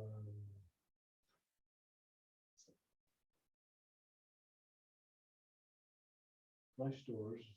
What do I call them? There's frame and panel, and then there's panel door. No, frame and panel, and there's. I'm losing it. I must be getting tired. So remember, I told you there's that core and lock block. They don't even run a whole lock rail through it. But top rail, bottom rail, and when somebody cut off too much, remember left a hole in the bottom of the to it. So if you look at a door catalog, there's going to be some numbers that are going to be consistent in a lot of door manufacturers. Like for instance, that ND99, that's going to be a door number in a lot of catalogs. That particular 3-panel door, same thing. ND100, plain, flush panel, no panel, flush slab doors is what we call them. And the grades are manufactured. Grades in this numbering system is per the Window and Door Manufacturers Association, which is big. WDMA is it's huge all over the world. Read plans to determine the hand of the door. Never attempt to cut down a door to fit a smaller opening. That's just absolute twaddle. You know what I mean? It's just stupid to say that. Let's say you got a door that'll fit if you cut it down. Oh, no. Remember, Mr. Rutt taught us out of the book that he said never attempt. It's like, this is stupid. So don't cut it down if it's a hollow core or even a solid core. Don't cut through the solid wood on the inside if you can figure out what that is. Don't do that. Or if you do, you have to reblock. It's more trouble than it's worth. But yeah, always, always, always attempt to cut down a door to fit a small one. Always do that. Otherwise, what are you gonna do? Buy another door? Why not use the door you have? Just stupid. And then try not to soil yourself when you handle doors. Okay? Did anybody get that? Anybody get Rodney, I forget, if you cut down a door, do you cut the lock side or the hinges side? Well, that's a really good question. That's a super good question. Depending upon how much you're gonna need to take, you ideally would take it on equally, because you need the meat on the hinge side and you need the meat on the latch side, but typically you also have a lock rail, so it's not as important. So I would probably take off more off the latch side, as long as I knew I had solid meat for my bore, for my latch, for my knob, my handle set, whatever, right? As long as I knew I had the meat for that, I would take it off there and leave more on the hinge side, which is where all the action is. In other words, what those hinges screw into, that's where all the torque on your door is. Makes sense. That What makes about sense? the top? What about the top and bottom? Well, again, you gotta determine how big they are. Say you have a 2.5 inch top rail, right? Well, let's say it's a regular door. You have a 3.5 inch top rail and a 7.5 inch, or a 4 9/16 top rail and a 9.5 inch bottom rail. You know, I'd probably take a 1/2 inch off the top rail and 1 inch off the bottom, as much as. You still want to have that look proportionally with the top rail is appears to be about twice as big as the bottom rail. Makes sense. Thank you. Proportionate would be that. And of course, every situation might be slightly different. Never cut down. Doors not pre-hung must be fitted to a frame. Okay, check measurements of door and door opening, trim to fit opening, small amount of trailer can be removed by planing. Okay. You'll see Jerry DeHogue, he'll hang a door for us, he'll be killer, you'll love it. So remember I said 3/16 each side, which would be, they've got 3/30, which would be, they've got 3/32 on their, that's a pretty tight reveal. I prefer larger reveals like what we see in our doors here, because they haven't got paint yet, too. And doors have a tendency to swell, they rarely shrink. Yeah, we have seen all these. So far. Yeah. Now that's a kind of an oddball individual, and that's a solid 4-panel door, it looks like. Looks like a solid raised panel door, and looks like pine, clear pine. But that mortise template, that hinge mortise template, that's just kind of an oddball. I don't know. It's not like any of the pro ones I've ever used. I shouldn't talk bad about it because I haven't really seen it, but there are different ones, and I will show you. And you'll see the stuff that Jerry's got. He's got those temp blockers. They're really cool. Position the template, make the cut to the router, attach the template to the jam, cut the matching mortises. Remember, you'll see Jerry do this too. So he'll cut all the mortises on the door and use the exact same template. Will go on the jam, and in this case, he'll do the jam on the bench, and he'll route the same mortises on the other side of the leaf. And so they will go together because they were done with a jig. They weren't laid out and measured, because you can't be a 30-second off. Well, you can be a 30-second off. You can make that work. You can beat your hinges around, but you need to be right on the money. You really need a jig to do that. You don't have to have a jig. Now, I was just talking to my wife today, remembering being in Florida in 2015 and going to her 2 sons' house in St. Petersburg. I still can't believe how bad it was. But the bathroom door had been it was a hollow core door and someone had kicked it and broken it in half. So we're still kind of swinging sort of. So I didn't have much in the way of tools with me. And I certainly didn't have any routers. So I went and bought a good sharp wood chisel. And that's pretty much all I needed to buy. And, I had a good knife, I had a good utility knife, with good sharp new blades. And I had my drill driver and assorted bits. I got new hinges, got 2 new pair of hinges, bought that chisel, and I bought him a roll. And I laid out and measured and did it by hand and it worked because I'm good. And anybody that is good could do that, but it took me a lot longer than I wanted to. But jigs are what's happening. And it will set the reveal, like I told you, that button. So he holds it flush on the end of the door, cuts all his mortises, and then that same jig has a button on top, and that button goes tight to the head jam, and that button is the reveal. And then the jig approximates where it cuts from the door. It's like magic. You'll love it. Jerry's getting better at it too. So you remember I told you about shimming, how we could move things over? You can move the hinge over, you could crank that reveal, you could close the reveal on the lat side, you could open the reveal on the lat side. You got to have the room to do it, but you do it by shimming. And we typically use the cardboard box that the hinges come in. They make great shims. Usually a little spit, or some guys like spray 90, so it sticks inside the mortise.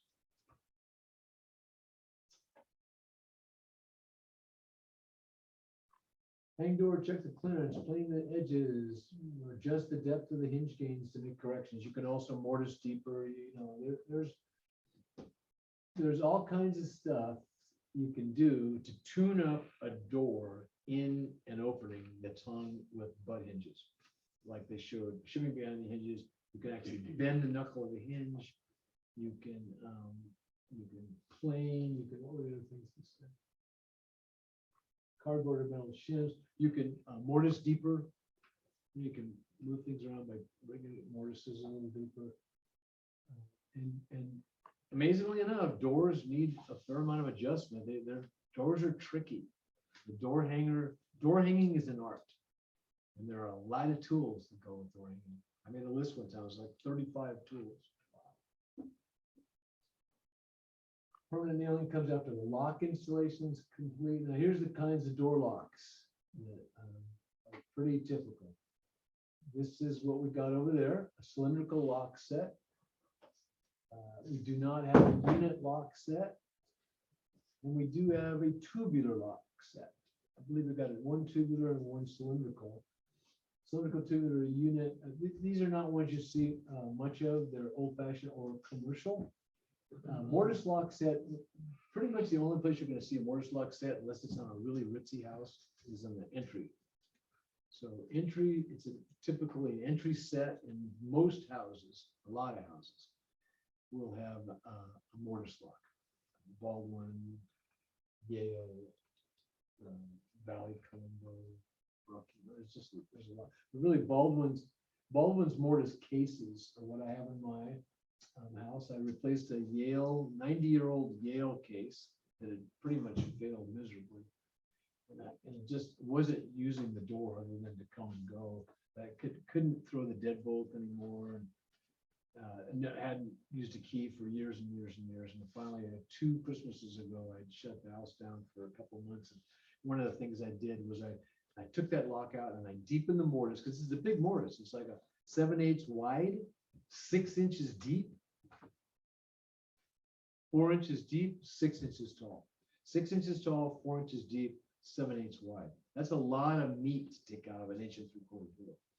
And so I had to deepen and make the mortise bigger to fit this mortise lock, and I had to do a whole lot of stuff. But when I did it and got it working and got all my stuff replated in the dark bronze finish that I wanted and put it all together, there's nothing like it. Than doing something and working hard at it, staying with it and going, and just taking it on and going back and getting it right. So that when it's right, it's just like, you can take that deadbolt, just go, You just hear it seep. No, I think I just had an orgasm. Especially after 30 years of dealing with this Morris lock that didn't work. But they're expensive. They're almost $300 for Morris, just the case. So, and then you put the trims on, the scutcheons and handles, so you're gonna spend 12, 13, 14, 1,600 bucks, 2,000 for your entry set. Depending, you can go, and you can go way above that. And you don't have to have a full Morris lock. There are other entry sets that are a heck of a lot cheaper, but it's where people put money is in their front doors. And the tool, which Jerry has, and I have one at my shop, that you put a full mortise lock in, is called a full mortise boarding jig. Rockwell makes it. I don't know where they're calling themselves now, but it's got a router on it, but yay, it's a 2.5 horsepower router, and it clamps the whole rig clamps to the side of the door, right?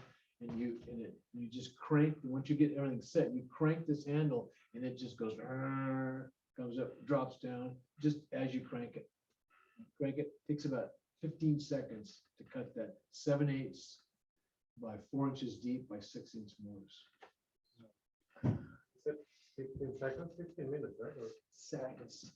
It's all manual, or is it ever electronic feature? Yeah. Pardon me? Is it all manual?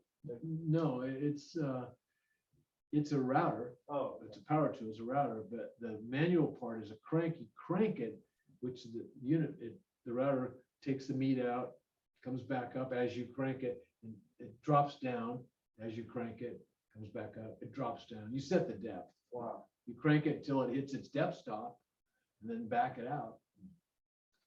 And there's your mortise. It's a really cool tool. I should demo it sometime. I mean, it's just, I just love it. So this is typical cylindrical lock. You've seen a million of these. Now you're seeing one blown up. They're not that tough to use. And they're not that tough to install. They're relatively simple and they're relatively cheap. The more expensive locks like Baldwin takes a tubular latch, but not a 2 1/8 inch hole. Like that goes through a 2 1/8 inch hole, just like those two do. Baldwin goes through a 5/8 hole, and then it has a plate that you mount. You screw on the scutcheons. It's a whole different ballgame. I like Baldwin. For a medium priced piece of hardware, I like Schlage, and I like M-Tech a lot. I have M-Tech in my house.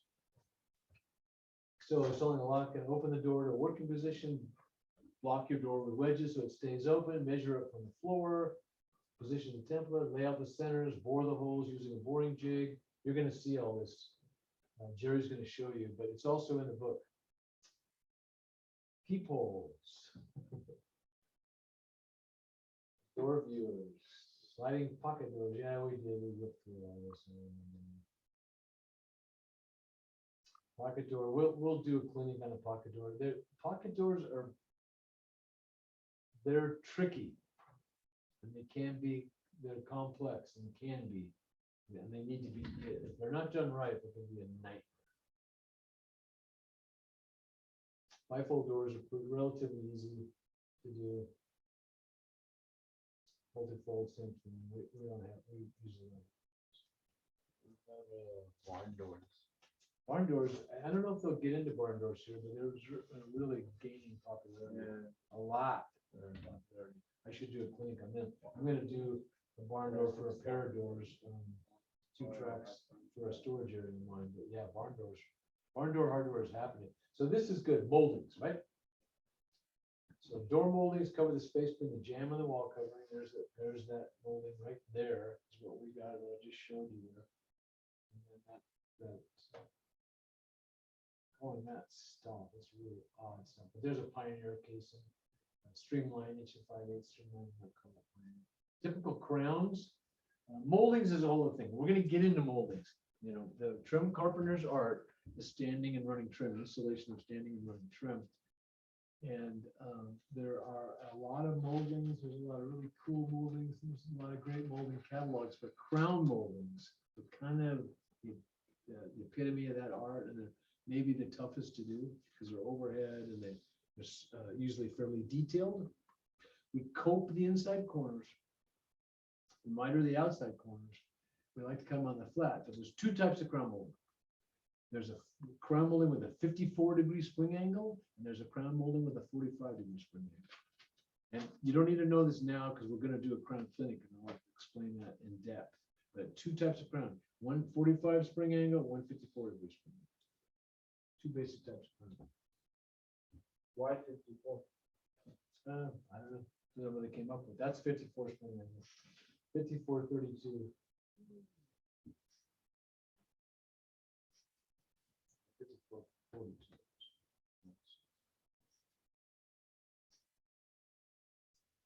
Some take their names from their shapes. Some come from their uses, like show rails and panel moldings. Window trim, right? So there's miter, right? There's that apron, there's that stool. There's your mold. So windows. And should be returned or coat to match the apron. Should be returned or coat. Interesting. You guys don't know what that means, and I'm not going to tell you right now. But maybe a place with a beveled sill on it. Interesting. So the nomenclature of windows, I don't know if they'll get to it.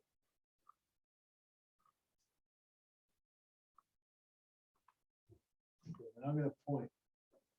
So windows have frames. They have windows are typically sash and frames. The frames are the jambs that hold the sash. Sash are the frames that hold glass. So the frame that the sash slides, in this case, double hung up and down in, that's the window frame. That's what the mitered casing is to. The sash, which is the frames that the glass itself is in, sits inside the window frame. And in this case, this is two double hungs molded together with a mold strip or mullion trim. So individual sash or individual panes, they're cut up in with muntin bars. So what you're not seeing is if I were to cut that window up there where my arrow is and just say 2 wide, 2 high, 4 lights each, I would be cutting them up with muntin bars, M-U-N-T-I-N-S, muntin bars. And sash frames going together mold together, and they have a mullion. So a mullion bar separates window frames. So this was 2 units mold together, and then a mold trim to connect them, and then the whole thing connected with one stool and 1 apron. But that was manufactured as 2 separate units. Double units. I like this. So this is how to do your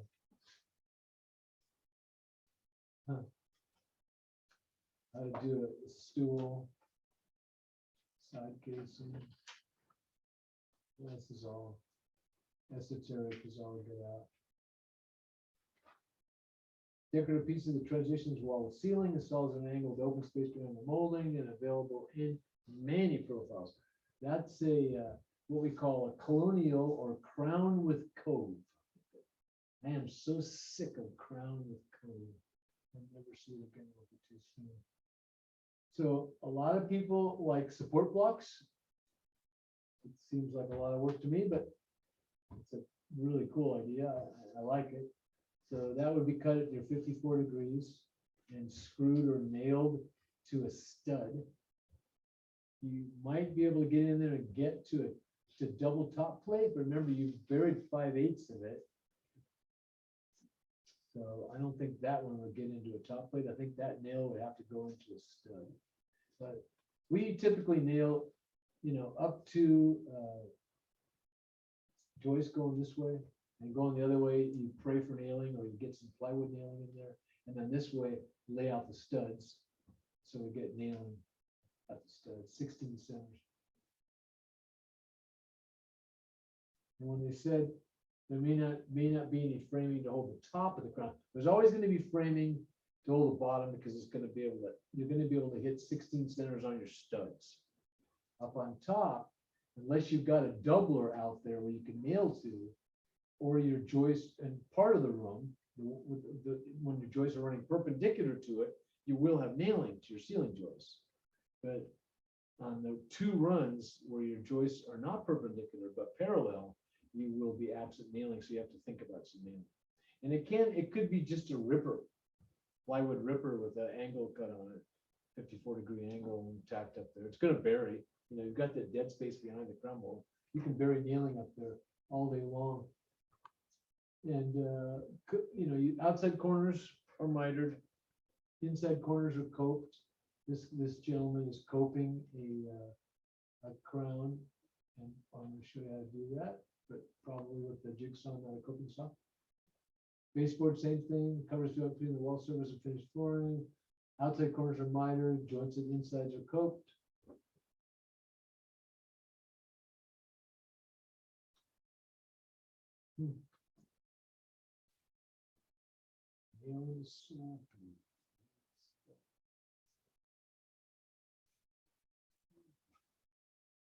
Yeah. Oh, you always want to leave a gap at the wall as you're flooring for expansion. Last thing you want your flooring to do is buckle. I've seen red oak floors this high, literally like a wave. They got water under them, and they just, they swirled up, and there's no place for them to go. But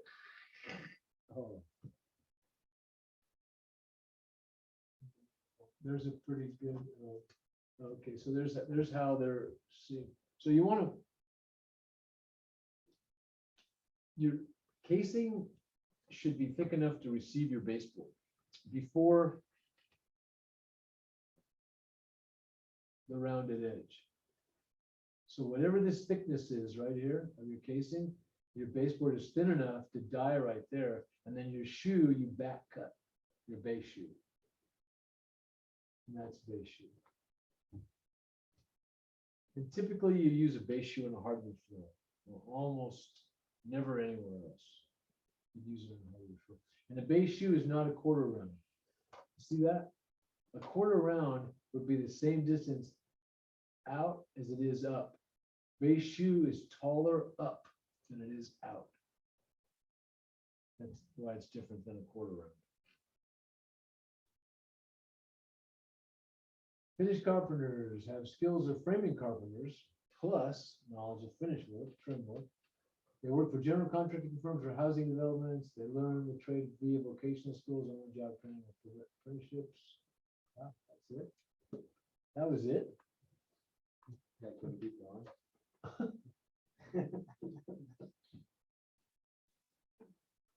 That's fine. Okay. So,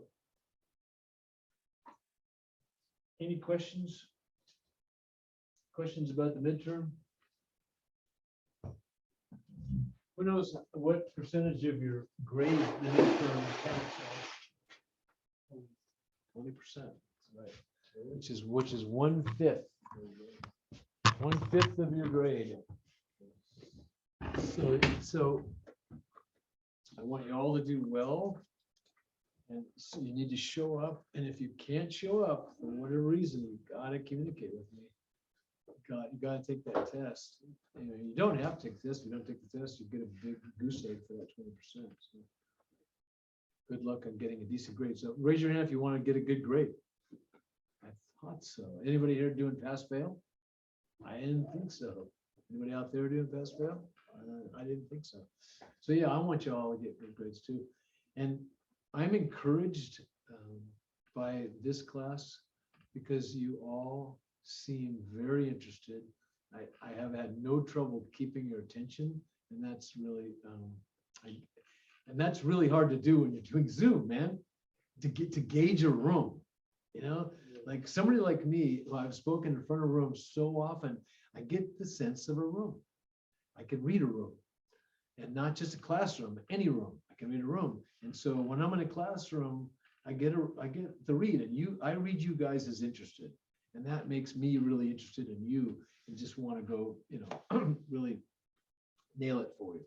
I possibly can. Of course, I want to do that anyway, but on Zoom, it's just one room. I'm sorry, but if I can get somebody's face, it's like just can't really take it. So it's so nice to be back here with you all. So come if you possibly can in person and take the test, okay? And take it a Canvas, and I'll be here. You can bounce stuff off of. All right. That's it. Thank you so much. For sure, man. For sure. Thank you, Rodney. Thank you, Rodney. For sure. Thank you. Rod.